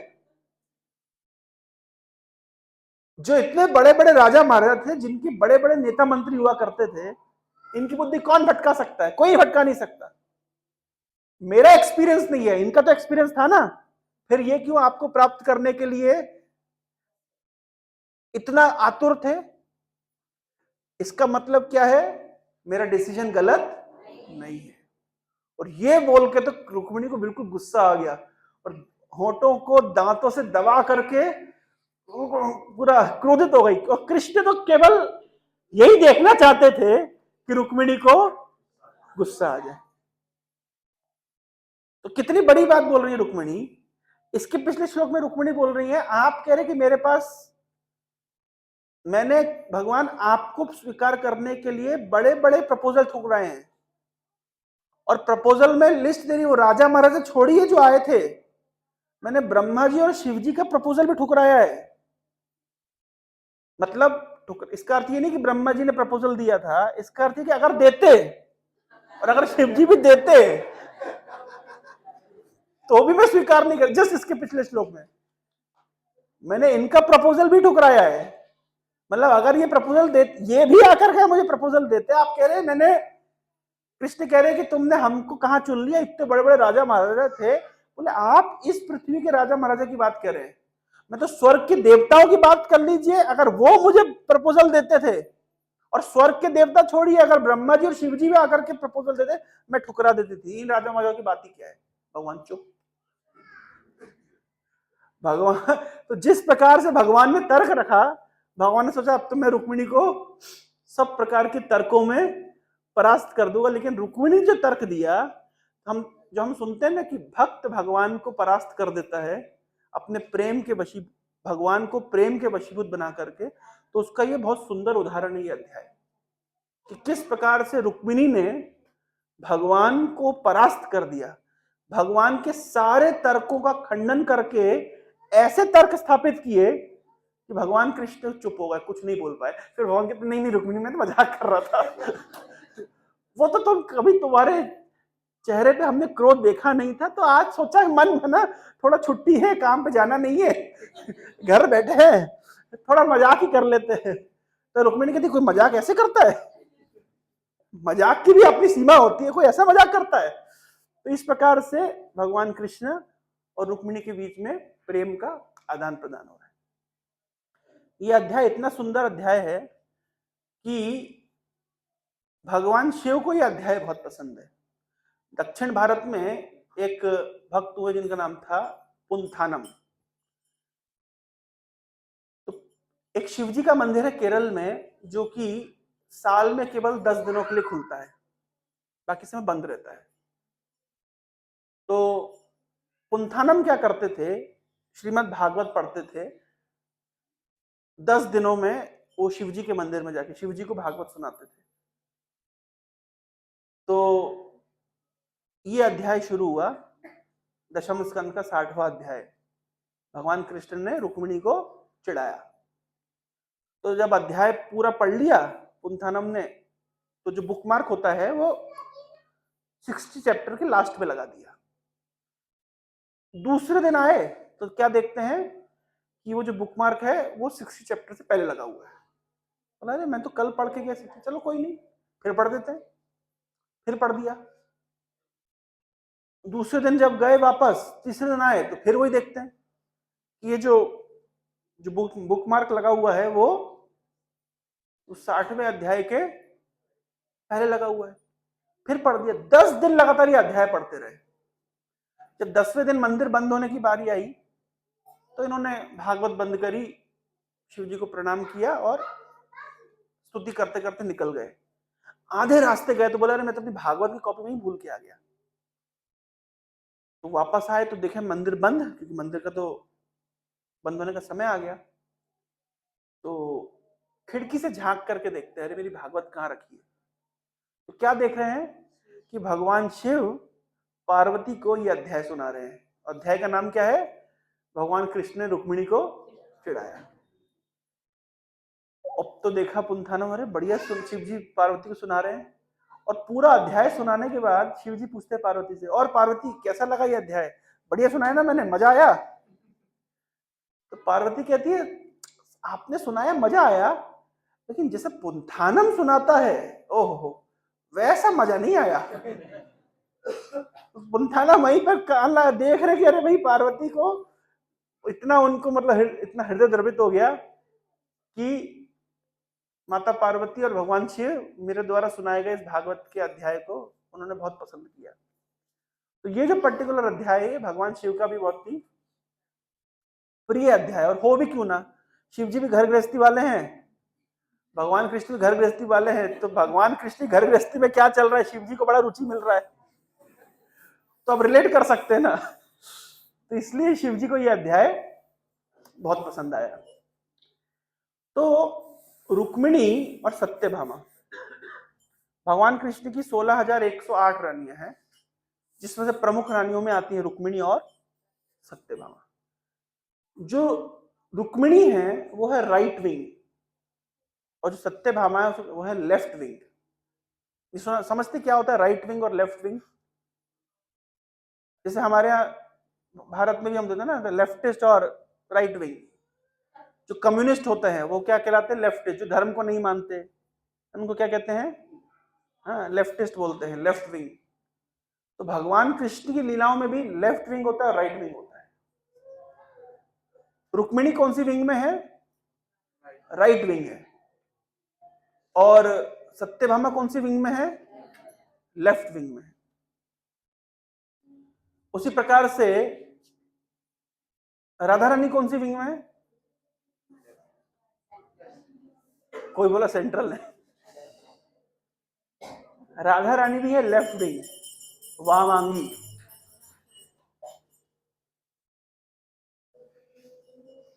राधा रानी भी क्या है? लेफ्ट विंग है। और चंद्रावली वो है राइट विंग। अब यहाँ पे लेफ्ट विंग और राइट विंग का क्या अर्थ होता है थोड़ा सा हम आपको संक्षिप्त बताते हैं। जो राइट विंग के भक्त होते हैं वो कहते हैं, चंद्रावली कहती हैं, रुक्मिणी कहती हैं कि मैं कृष्ण की हूं, जबकि सत्यभामा और राधा रानी कहती हैं कृष्ण मेरे हैं। ये अंतर है किसमें? लेफ्ट विंग में। सत्यभामा का भाव क्या है? कृष्ण मेरे हैं। और रुक्मिणी का भाव क्या है? मैं कृष्ण की हूं। रुक्मिणी कहती है कृष्ण मेरे को जैसे रखे मैं वैसे रहूंगी। सत्यभामा कहती है मैं कृष्ण को जैसे रखूंगी वैसे रहेंगे।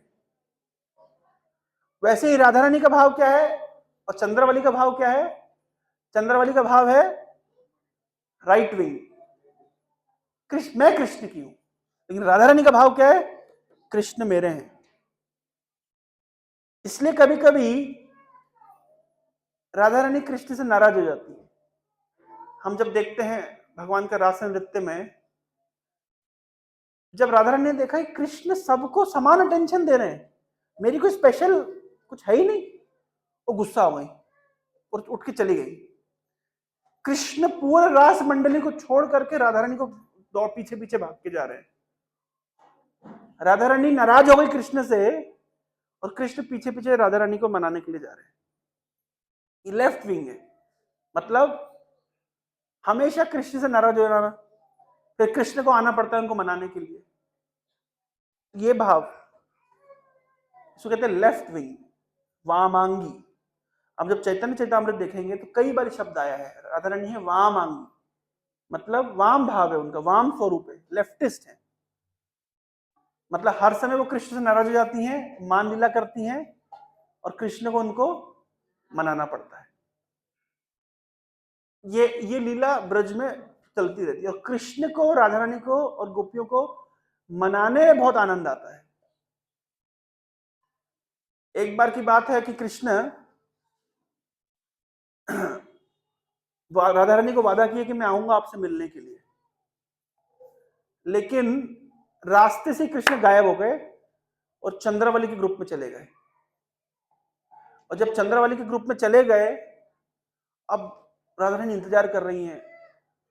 10 बज गए, 11 बज गए, 12 बज गए, 1 बज गया, 2 बज गया, 3 बज गया, ब्रह्म मुहूर्त आ गया, सूर्योदय हो गया, कृष्ण लौटे नहीं। रात भर राधा रानी ने इंतजार किया कृष्ण का, और कृष्ण को सुबह ध्यान आया, अरे मैं तो राधा रानी को वादा करके आया था कि मुझे मिलना है। अब कृष्ण तो सुबह जैसे ही होश में आए, अरे जाना है भैया, क्या हो गया? तो गए तो एंट्री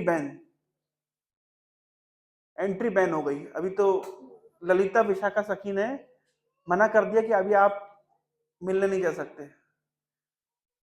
हमारी जो रानी साहिबा हैं वो आपसे बहुत नाराज है, बहुत नाराज है। आप कृष्ण से मिल नहीं सकते, मतलब राधा रानी से आप मिल नहीं सकते। अब कृष्ण क्या करें, मिले कैसे, मनाए कैसे? बोले अरे सॉरी, गलती हो गई। मैं बोले कोई गलती नहीं, हर बार का है आपका। आप हमारी रानी को, राधा रानी को आप हमेशा इंतजार कराती हैं, इंतजार कराते, वो रात भर आपके इंतजार में रही, रोती रही कि आप आए नहीं। ये कोई तरीका है? नहीं, कोई एंट्री नहीं मिलेगी। नाराज हो गए। तो जब नाराज हो गए तो अब क्या करेंगे? अब कृष्ण प्लान बनाएंगे कैसे श्रीमती राधा रानी से मिलेंगे। तो कृष्ण ने प्लान बनाया। क्या प्लान बनाया? कृष्ण ने एक सन्यासी का रूप धारण किया, और सन्यासी का रूप धारण करके भिक्षा मांगते हुए, भिक्षाम देही भिक्षाम देही भिक्षाम देही, भिक्षा मांगते हुए राधा रानी के कुंज की तरफ बढ़े। तो ललिता विशाखा सखी आके बोलती हैं कि अरे साधु महात्मा, हमारी रानी साहिबा बहुत दुखी हैं, आप थोड़ा सा उनका इलाज कर दीजिए, कुछ मंत्र दे दीजिए जिससे उनका दुख दूर हो जाए। इस प्रकार से बोले कि अरे मैं तो सन्यासी हूं, किसी स्त्री से मैं मिलता नहीं हूं, किसी का स्त्री का हाथ देखता नहीं हूं, हाथ पकड़ता नहीं हूं, मैं कैसे? बोले नहीं, आप हमारी जो रानी साहिबा है, आप हाथ मत पकड़िएगा, आप उनको देख करके उनके माथे की लकीर थोड़ा सा पढ़ दीजिएगा, क्या है इनके भाग्य में और क्या दुख है इनका, थोड़ा दूर कर दीजिएगा। लेकिन राधा रानी की समस्या क्या है? उनकी समस्या यह है कि मैं अपना चेहरा किसी और को दिखाती नहीं हूं। अन्य के तो ये जो सन्यासी है बोल रहे नहीं, मैं एक सन्यासी हूं, मेरा इस संसार का मोह माया से कोई आकर्षण नहीं है, मैं किसी स्त्री का हाथ नहीं पकड़ सकता, लेकिन माथे की लकीर पढ़ सकता हूं। लेकिन राधा रानी का प्रॉब्लम क्या है कि अपना चेहरा वो किसी को दिखा सकती नहीं है कृष्ण के अलावा, तो बड़ी समस्या है। तो फिर भी सन्यासी महोदय ने कन्विंस किया कि आप चिंता मत करो, मैं तो बिल्कुल मतलब साफ सुथरा चरित्र है मेरा, मैं केवल आपकी रानी साहिबा की जो माथे की लकीरों को पढ़ करके मैं समाधान दे दूंगा। तो फिर सन्यासी महोदय को पकड़ करके ले जाया गया, और उस समय श्री जी यानी राधा रानी घूंघट ओढ़ के बैठी हुई हैं, रो रही हैं, दुखी हैं, उदास हैं। और यहाँ पे जो सन्यासी महोदय हैं वो तो उत्सुक हो रहे हैं कि कब जो रानी साहिबा है अपना घूंघट उठाएंगी। तो फिर ललिता विशाखा सखी ने रानी साहिबा का घूंघट उठाया, और सन्यासी महोदय ने अपने नेत्रों से राधा रानी के नेत्रों को देखा, और जैसे ही देखा तो उनका जो उनका वास्तविक स्वरूप है, त्रिभंग श्याम सुंदर स्वरूप, वो प्रकट हो गया। तो सन्यासी स्वरूप को छोड़ करके उन्होंने अपना त्रिभंग श्याम सुंदर स्वरूप उनका प्रकट हो। क्यों? क्योंकि राधा रानी के सुंदर चेहरे को देख करके, उनकी आंखों को देख करके कृष्ण अपना सन्यासी रूप को धारण नहीं कर पाए, अपना वास्तविक स्वरूप छुपा नहीं पाए, और वो स्वरूप उनका सामने प्रकट हो गया। और जैसे ही राधा रानी और कृष्ण का मिलन होता है तो राधा रानी का जो क्रोध होता है वो शांत हो जाता है। तो इस प्रकार की लीलाएं ब्रज में चलती रहती है। तो क्यों ऐसा लीला होती है? कृष्ण क्यों बीच बीच में गायब हो जाते हैं राधा रानी के ग्रुप से? ताकि राधा रानी का जो प्रेम है, उसकी जो इंटेंसिटी है, जब ऐसा कहा जाता है, चैतन्य महाप्रभु भी इस भाव में हमेशा रहते थे कि कोई व्यक्ति बहुत गरीब है, बहुत गरीब है, और अचानक से उसको धन प्राप्त हो जाए, और वो धन प्राप्ति के सुख में खुश हो ही रहा था कि अचानक से वो धन वापस चोरी हो जाए, उसकी हालत क्या होती है? अब वो विरह को समझिए। जैसे ये जो पुंथानम नाम के भक्त हैं, इनका कोई संतान नहीं थी, और बहुत प्रार्थना करने के, बहुत तप करने के बाद में उनको एक संतान प्राप्त हुई, और संतान के अन्नप्राशन के दिन ही वो संतान का तिरोभाव हो गया, उसकी मृत्यु हो गई। तो पुंथानम का हृदय कितना विदीर्ण हुआ होगा। तो देखते हैं कि कोई जो वस्तु दुर्लभ है वो प्राप्त नहीं होती है, और जैसी वो प्राप्त होती है तो कितना आनंद होता है, और अचानक से छिन जाए फिर क्या अवस्था होती है। तो ये जो छिन जाने पे जो अवस्था होती है, इस अवस्था में हमेशा चैतन्य महाप्रभु रहते हैं कि कृष्ण रूपी धन प्राप्त होते होते उनसे छिन गया। तो हमेशा श्रीमती राधा रानी जो है इस भाव में रहती थी, यही भाव में हमेशा चैतन्य महाप्रभु रहते हैं। एक छोटा सा स्टोरी सुना करके मैं एंड करूंगा। एक बार की बात है कि भगवान कृष्ण और राधा रानी झूले पे झूल रहे हैं ब्रज में, और सभी गोप सखा हैं, गोपियां हैं, और बहुत ही सुंदर त्योहार मन रहा है। तो भगवान कृष्ण की माला के ऊपर भंवरा मंडरा रहा है।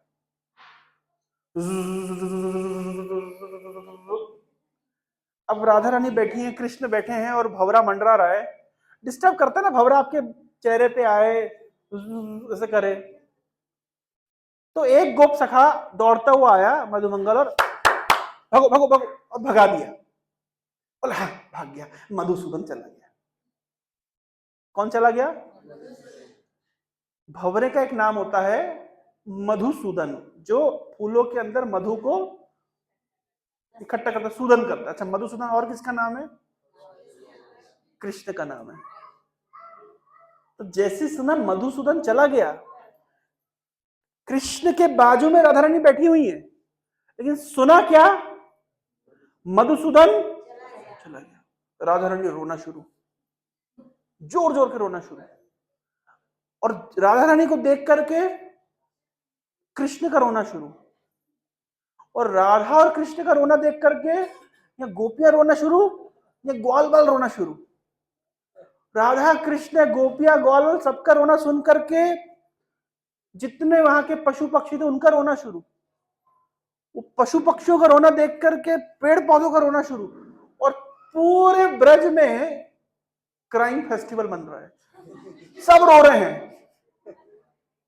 और रो किस भाव से रहे हैं? मधुसूदन चला गया। भाव क्या है? ये भाव समझिए। ये जो विरह में जो रोना है, जो विरह में जो रोना होता है, जो व्यक्ति जितना अधिक निकट है उससे उतना अधिक विरह का भाव होता है। कृष्ण राधा रानी के बिल्कुल बाजू में बैठे हैं, लेकिन राधा रानी को क्या लग रहा है कि कृष्ण मुझसे बहुत दूर है। चैतन्य महाप्रभु साक्षात कृष्ण है, और राधा भाव को आस्वादन कर रहे हैं। हर समय चैतन्य महाप्रभु रो रहे हैं, यद्यपि कृष्ण के इतने निकट है, लेकिन क्योंकि राधा रानी के निकट है कृष्ण, लेकिन राधा रानी का भाव क्या है? कृष्ण मुझसे बहुत दूर है। इसको कहते हैं विरह। और हर समय चैतन्य महाप्रभु कृष्ण के विरह में रो रहे हैं।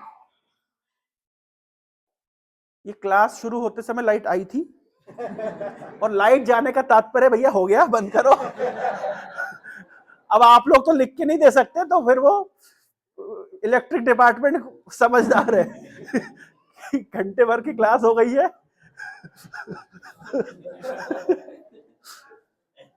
तो विरह, चैतन्य महाप्रभु हमेशा किस भाव में रहते हैं? विरह के भाव में रहते हैं। हमारी जो गौड़ीय वैष्णव जो परंपरा है वो किस भाव में है? वो विरह का भाव है।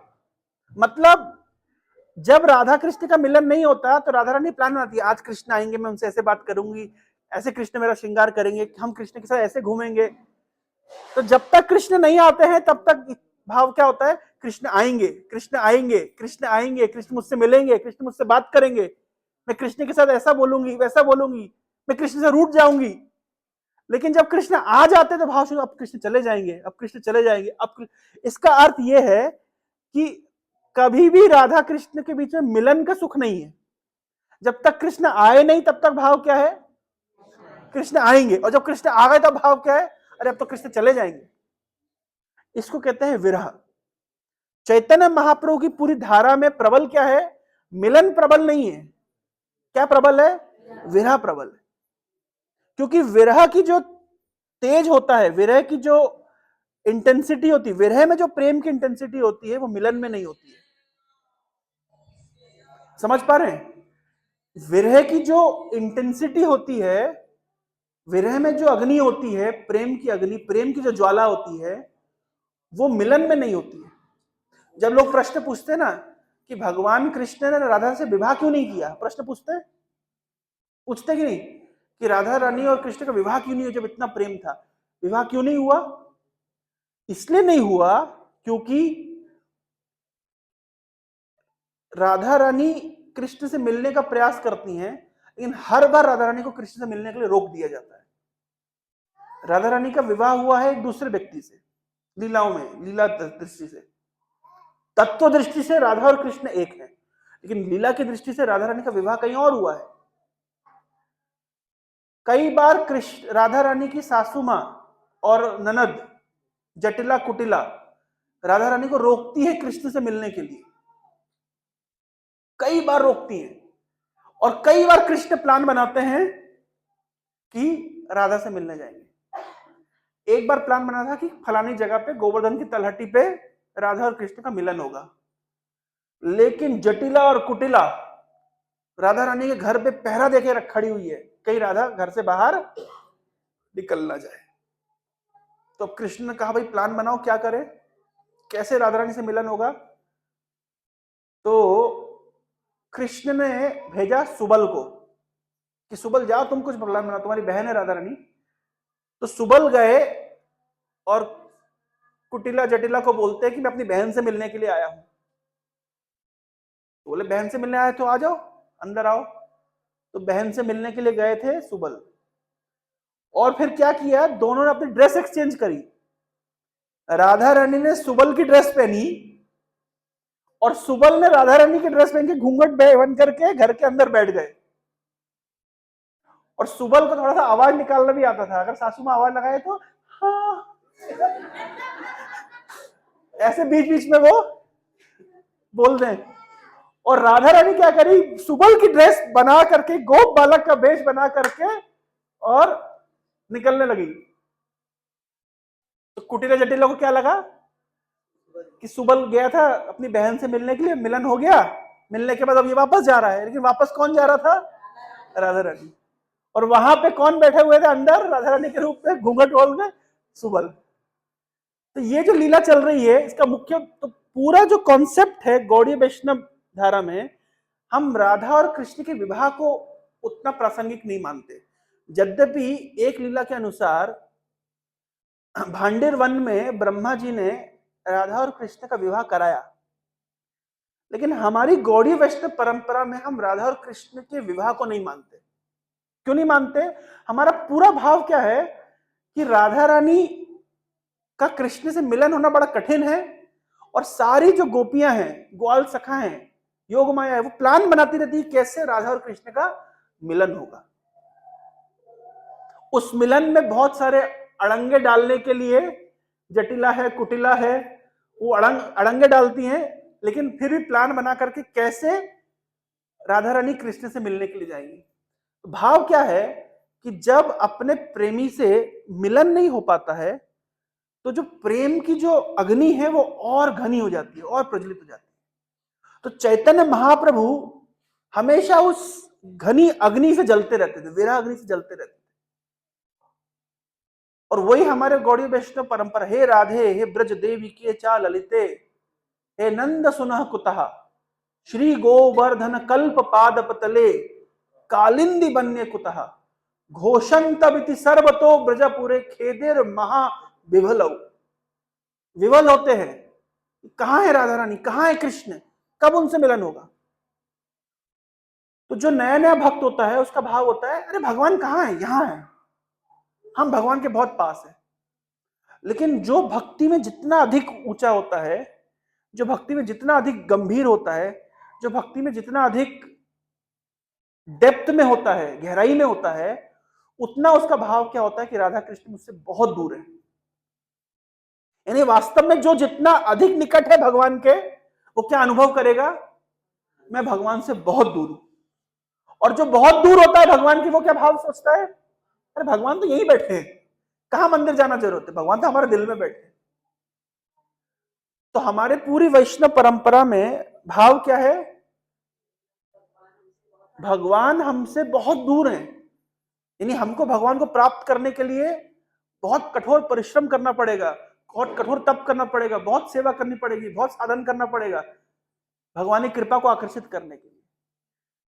तो ये जो हमारी पूरी जो गौड़ीय वैष्णव धारा है, उसका भाव भी क्या है, उसका भाव क्या है कि भगवान हमसे बहुत दूर है। तो ये है राधा रानी का भाव। तो राधा रानी है वाम अंगी, मतलब कृष्ण से बार बार रूठ जाती हैं और कृष्ण उनको मनाने का प्रयास करते हैं। इसी प्रकार से इसी भाव में राधा और कृष्ण का जो विरह का भाव है, चैतन्य महाप्रभु में ये भाव हमेशा क्या रहता है, प्रज्वलित रहता है। हर समय चैतन्य महाप्रभु उस भाव में रहते हैं, हर समय भगवान कृष्ण से विरह का अनुभव करते हैं। तो ये है हमारे गौड़ीय वैष्णव धारा। हरे कृष्ण। किसी के मन में कोई जिज्ञासा जो हमने चर्चा करी?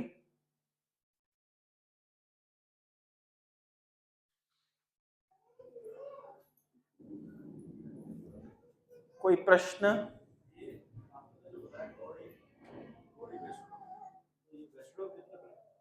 वैष्णव कई प्रकार के होते हैं। जैसे चलिए 2 मिनट इसमें मैं समय लेता हूं, समय है ना? क्योंकि हम लोग चैतन्य महाप्रभु की धारा में समझना चाहिए इसको थोड़ा डिटेल में।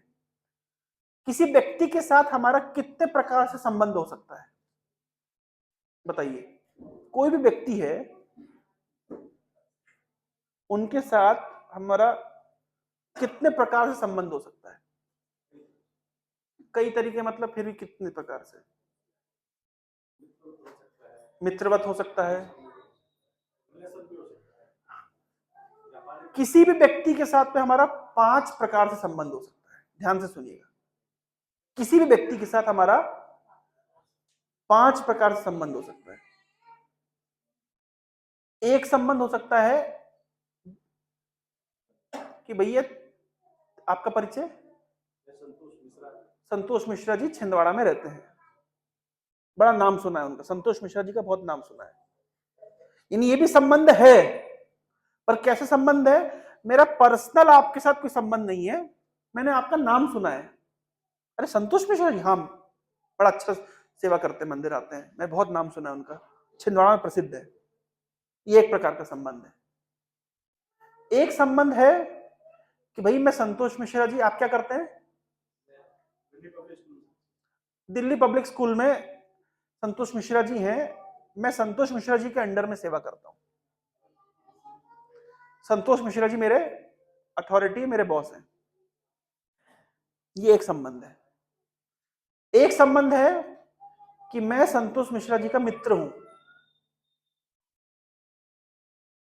एक संबंध है कि संतोष मिश्रा हमारे सुपुत्र हैं। और एक संबंध है कि संतोष मिश्रा जी हमारे पति हैं। ये 5 संबंधों के अलावा छठा संबंध नहीं है। बोले हो सकता है भाई संतोष मिश्रा जी हमारे भतीजे हैं, तो भतीजे का संपर्क भी पुत्रवत है, वात्सल्य का संपर्क है।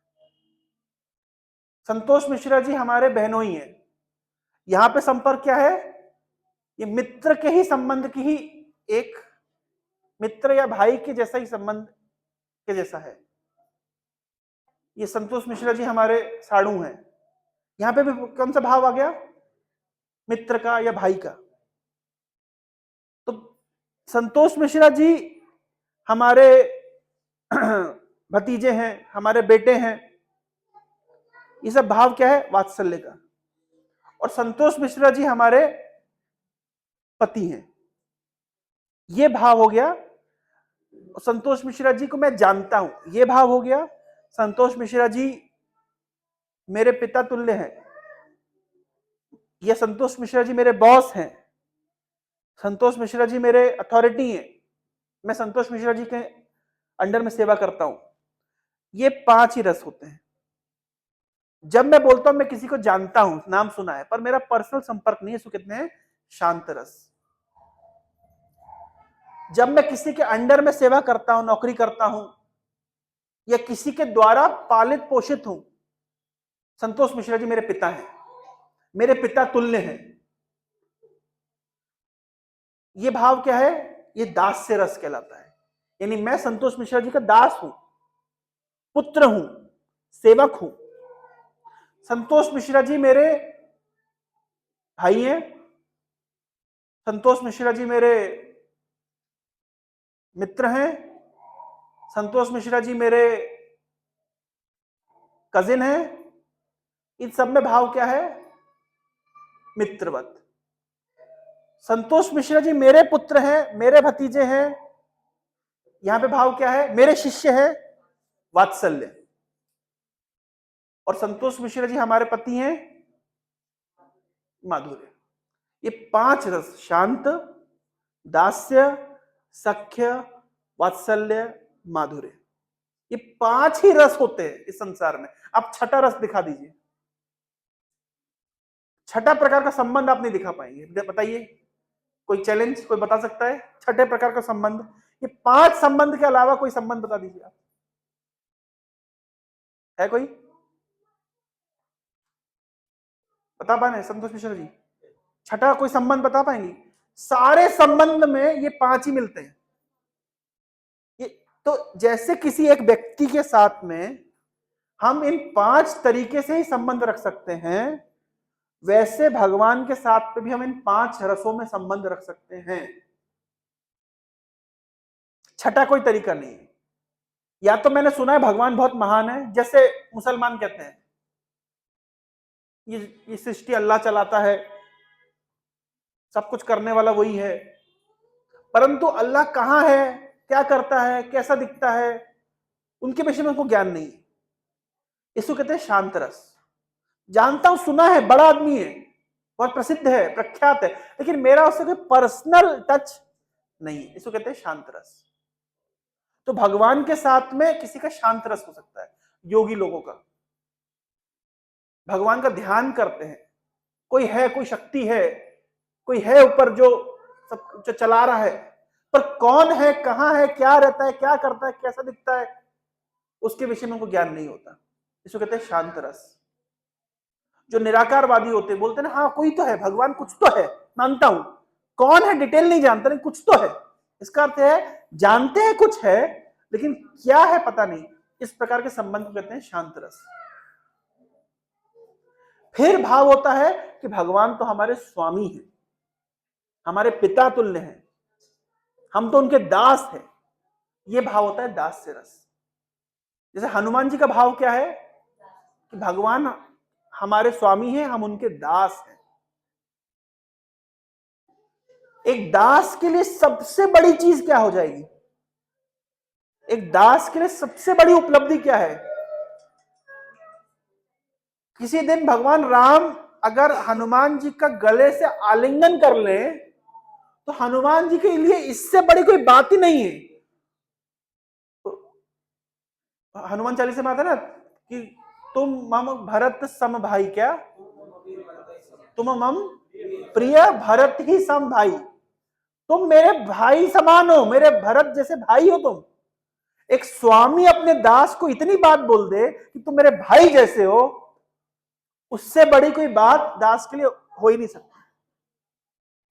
तो हनुमान जी के लिए सबसे बड़ा अचीवमेंट क्या है कि भगवान मुझे अपना भाई बोल दिए, मेरे को एक बार आलिंगन कर लिए। ध्यान रखिए, भगवान जब हनुमान जी का आलिंगन कर रहे हैं, भगवान ने हनुमान को बोल दिया तुम मेरे भाई जैसे हो, मेरे मित्र जैसे हो। पर मजाल की हनुमान भगवान के कंधे पे हाथ रख दें, रख पाएंगे? कभी नहीं। भगवान भले हनुमान के कंधे पे हाथ रख दें, लेकिन हनुमान जी कभी भी भगवान के कंधे पे हाथ नहीं रख सकते, क्योंकि हनुमान जी दास रस के भक्त हैं। उनके लिए सबसे बड़ी बात यह होगी कि भगवान ने मुझे अपना भाई बोल दिया, मेरे को गले से लगा लिया, बहुत बड़ी बात हो गई। कितने कॉल आ रहे हैं ना, आपसे बड़ा एक मोदी जी बिजी है कि आप बिजी है? ये है दास्य रस। उसके बाद होता है सख्य रस। सख्य रस में जैसे सुग्रीव, जैसे विभीषण, जैसे निषाद राज गुहू, जैसे अर्जुन, ये सब भगवान के मित्र हैं। लेकिन इन मित्रता में एक बात है, इस सभी मित्रता में एक सम्मान का भाव है। विभीषण और भगवान राम की मित्रता है, लेकिन कैसी मित्रता है? ये ड्राइंग रूम में बैठ करके टेबल चेयर पे एक साथ सामने हमने बैठ सकते हैं। लेकिन मजाल की विभीषण या सुग्रीव जाकर के भगवान कृष्ण के बेड पे बैठ जाए, कभी नहीं। लेकिन अर्जुन की मित्रता थोड़ी और घनिष्ठ है। अर्जुन क्या करते हैं? कृष्ण के साथ में रथ पे बैठते हैं, कृष्ण के गले में हाथ डाल देते हैं, कृष्ण के साथ कृष्ण के बिस्तर के ऊपर बैठना उठना कर लेते हैं। मान लीजिए कृष्ण पॉपकॉर्न खा रहे हो तो अर्जुन छीन के उसमें से 2 पॉपकॉर्न खा सकते हैं। मजाल की सुग्रीव खा ले, विभीषण खा ले, निषाद राज गुहू खा ले, नहीं। और अर्जुन ने कृष्ण के पॉपकॉर्न में से 2 पॉपकॉर्न खा लिए, और जब कृष्ण ने अपना विराट रूप दिखाया, अर्जुन सॉरी सॉरी बोलने लगे, और मेरे से बहुत बड़ी गलती हो गई, मैंने आपके 2 पॉपकॉर्न खा लिए, मैंने आपके साथ हंसी मजाक कर दिया, आप तो भगवान हैं। इसका मतलब क्या है? भगवान का विराट रूप देख करके अर्जुन का जो सख्य प्रेम था वो भी शिथिल पड़ गया, कमजोर पड़ गया। लेकिन कईयों बार भगवान ने ब्रज में ऐसी लीला करी है, गोवर्धन धारण कर लिया, और गोप सखा कह रहे इसमें कौन सी बड़ी बात है, इसमें कौन सी, हम लोग तुम्हारे अच्छे दोस्त हैं, हमने देवताओं से प्रार्थना करी है, तब जाके देवता ने तुम्हें कुछ शक्ति दी है, तुम जाके गोवर्धन धारण किया, इसमें अपनी महानता मत मानो। कृष्ण नृत्य कर रहे हैं कहां पे? कालिया के ऊपर। मधुमंगल कह रहा है तुम तो मर गए थे, वो तो मैं ब्राह्मण हूं, शुक्र मनाओ मुझे मंत्र आते हैं, मैंने मंत्र उच्चारण किया तब जाकर के तुम जीवित हुए। तो कृष्ण कहते हैं हाँ भैया ब्राह्मण देवता। रस्सा कस्सी चल रही है, कृष्ण हार गए भैया, तो भैया प्लान ये बना था जो हारेगा वो जीते हुए को अपनी पीठ पे बिठाएगा। अब कृष्ण के सखा कह रहे हैं अपनी पीठ पे हमको बिठाओ। देखिए, मित्रता विभीषण और राम जी की भी है, मित्रता सुग्रीव और राम जी की भी है, मित्रता निषाद राज गुहू और राम जी की भी है, मित्रता अर्जुन और कृष्ण की भी है। लेकिन ये सारी मित्रताओं में प्रेम कम है, सम्मान का भाव ज्यादा है। जबकि कृष्ण की ब्रज में जो लीला चलती है, वहां जो मित्र है, सम्मान गया चूल्हे में। तुम्हें क्या का सम्मान देना, तुम क्या भगवान हो भी तो अपने को क्या मतलब है, हो गए अपने भगवान कहीं पे, तुम भगवान हो गए अपने घर पे। कृष्ण ने गेम के रूल नहीं माने, सबने कट्टी कर ली, हम नहीं खेलेंगे तुम्हारे साथ, जाओ। अब कृष्ण फूट फूट के रो रहे हैं कि मेरे मित्रों ने मुझे गेम से आउट कर दिया। बोले आउट क्यों ना करे, तो रूल ही नहीं मानते। देख रहे हैं कि कृष्ण असुरों से लड़ रहे हैं, कृष्ण गोवर्धन धारण कर रहे हैं, गोवर्धन कृष्ण ने धारण किया हुआ ग्वाल वाल बोल रहे तुम थक गए हो गया, हम थोड़ा थोड़ा लाठी का सपोर्ट दे देते हैं। इनको लग रहा है कि इनकी लाठी ने गोवर्धन धारण किया है, कृष्ण क्या है, हमारा बालक है। अब समझ रहे हैं यहां पे क्या है, जो मित्रता है इसमें, इस मित्रता में सम्मान का भाव बिल्कुल नहीं है, केवल प्रेम है, घनिष्ठ शुद्ध प्रेम। मित्र भाव से ऊपर होता है वात्सल्य भाव। दशरथ महाराज का राम जी के प्रति वात्सल्य, और वसुदेव और देवकी का कृष्ण के प्रति वात्सल्य, नंद महाराज यशोदा का कृष्ण के प्रति वात्सल्य, इसमें भी अंतर है। देवकी और वसुदेव जी का जो वात्सल्य है, इन्होंने देखा कि कृष्ण ने कंस का वध कर दिया, और कृष्ण जब आए तो देवकी और वसुदेव स्तुति कर रहे हैं। कृष्ण पैर पड़ के माता पिता को प्रणाम करने का प्रयास किए, इन्होंने प्रणाम नहीं लिया, बोले अरे हमको प्रणाम मत करिए, आप तो भगवान है। जबकि नंद महाराज और वसुदेव, नंद महाराज और यशोदा, यशोदा के ने कई बार कृष्ण के मुख में ब्रह्मांड का दर्शन किया। यशोदा सोच रही है भैया कोई जादू टोना कर दिया किसी ने हमारे लाडले के ऊपर। इसका अर्थ क्या है कि वात्सल्य प्रेम वसुदेव और देवकी का भी है, वात्सल्य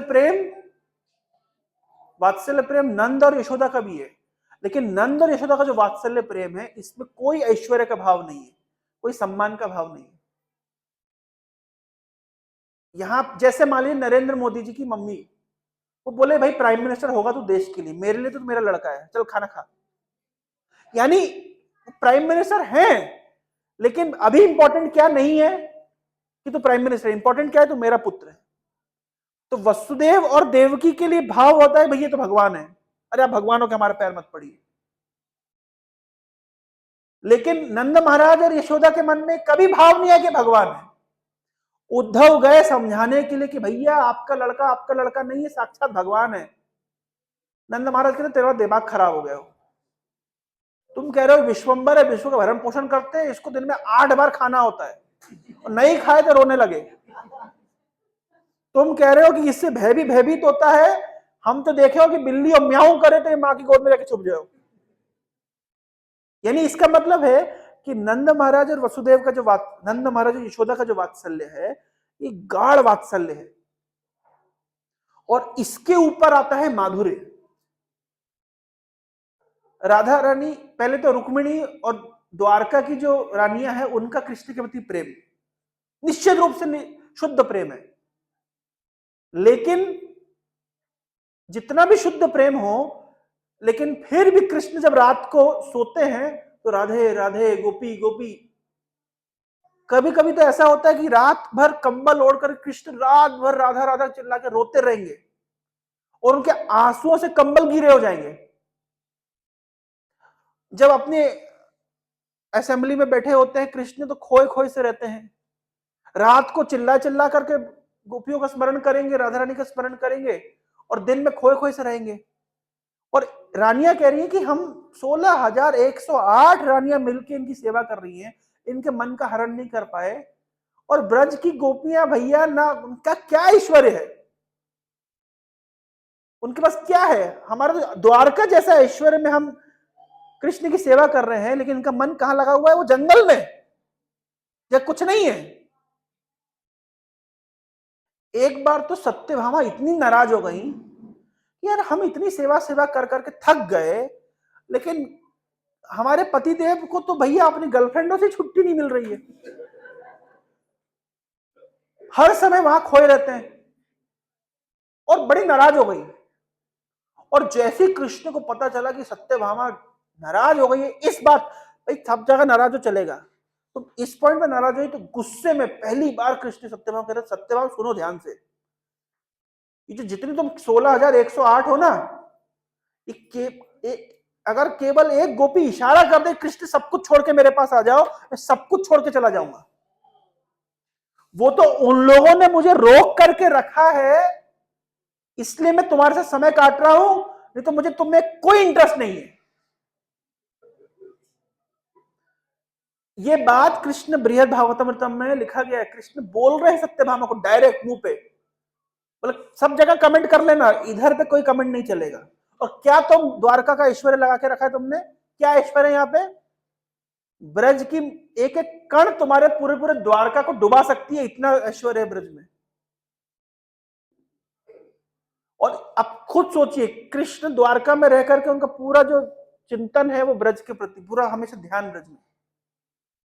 तो सभी रसों में जो ब्रज का रस है, माधुर्य रस में भी जो ब्रज का भाव है, जो गोपी और कृष्ण का संबंध है, वो सभी प्रकार की, मतलब भाई एक शांत भाव में भक्त का भगवान के प्रति आकर्षण है, दास्य भाव में भगवान के प्रति आकर्षण है, सख्य भाव में भगवान के प्रति आकर्षण है, वात्सल्य भाव में भगवान के प्रति आकर्षण है, माधुर्य भाव में भगवान के प्रति आकर्षण है। लेकिन सभी माधुर्य भाव में जो गोपियों का भाव है, उसमें जो भगवान के प्रति इंटेंसिटी, भगवान बिके चले जाते हैं। ये भाव चैतन्य महाप्रभु इस संसार में आके प्रकाशित किए।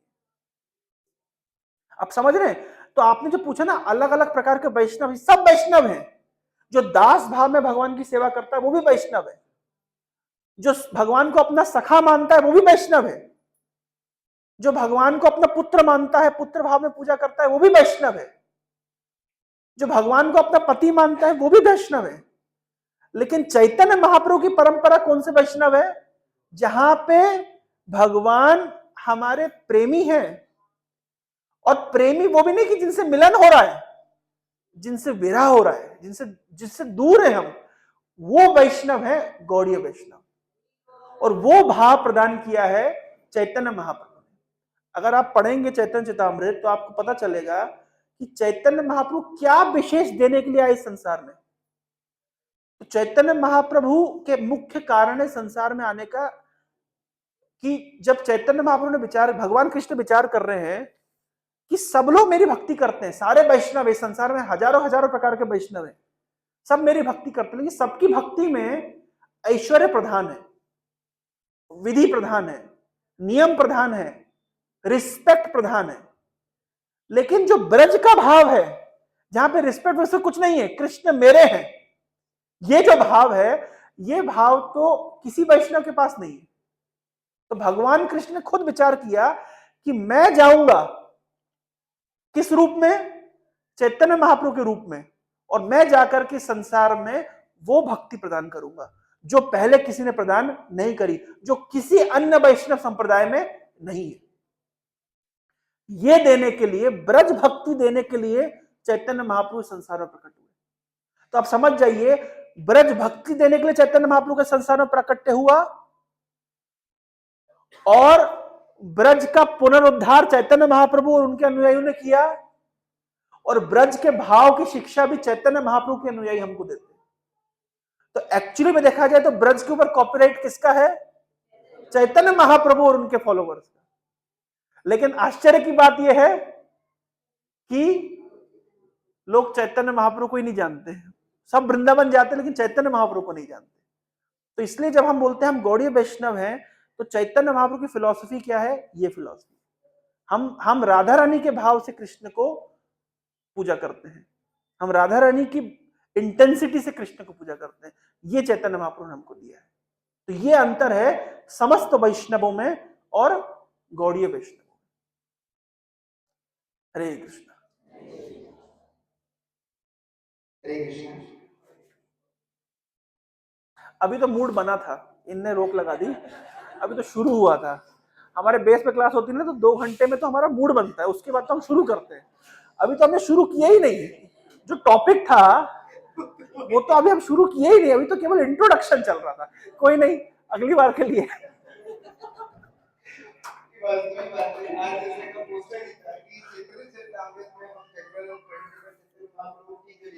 मैं एक्चुअली आने वाला था, मैं तो समय हो गया है, मैं 1 मिनट लूंगा।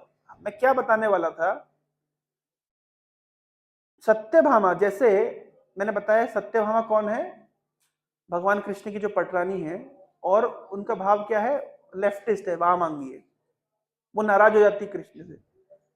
सत्यभामा ही संसार में आई है जगदानंद पंडित के रूप में, चैतन्य महाप्रभु की लीला में।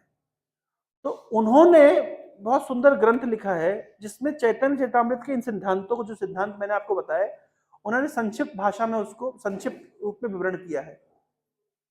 तो कभी और हम चर्चा करेंगे। आप लोगों से मेरा अनुरोध है, आप लोग चैतन्य चैतामृत अवश्य पढ़िए। ये सब जो गूढ़ रहस्य है हमारे गौड़ीय वैष्णव धारा के, इसको जानना चाहिए। नहीं तो दुर्भाग्य से क्या होता है कि हम लोग नहीं समझ पाते हैं कि हमारी वैष्णव परंपरा में और दूसरी वैष्णव परंपराओं में हमारा रस क्या है। रस समझते हैं ना, हमारा क्या, हम किस भाव से राधा कृष्ण को अप्रोच करते हैं, हमारा विशेष आकर्षण क्या है राधा कृष्ण के प्रति, तो वो हम नहीं जानते हैं। वो जानने के लिए हमें चैतन्य महाप्रभु के विषय में चैतन्य चरितामृत आदि ग्रंथ और चैतन्य चरितामृत से संबंधित जो ग्रंथ है जो चैतन्य महाप्रभु के अन्य पार्षदों ने लिखे हैं, उसको पढ़ना चाहिए, सुनना चाहिए।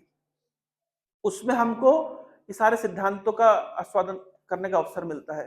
क्यों भगवान कृष्ण चैतन्य महाप्रभु के रूप में संसार में प्रकट हुए और उन्होंने ऐसा विशेष क्या दिया जो अन्य किसी परंपरा में प्राप्त नहीं होता।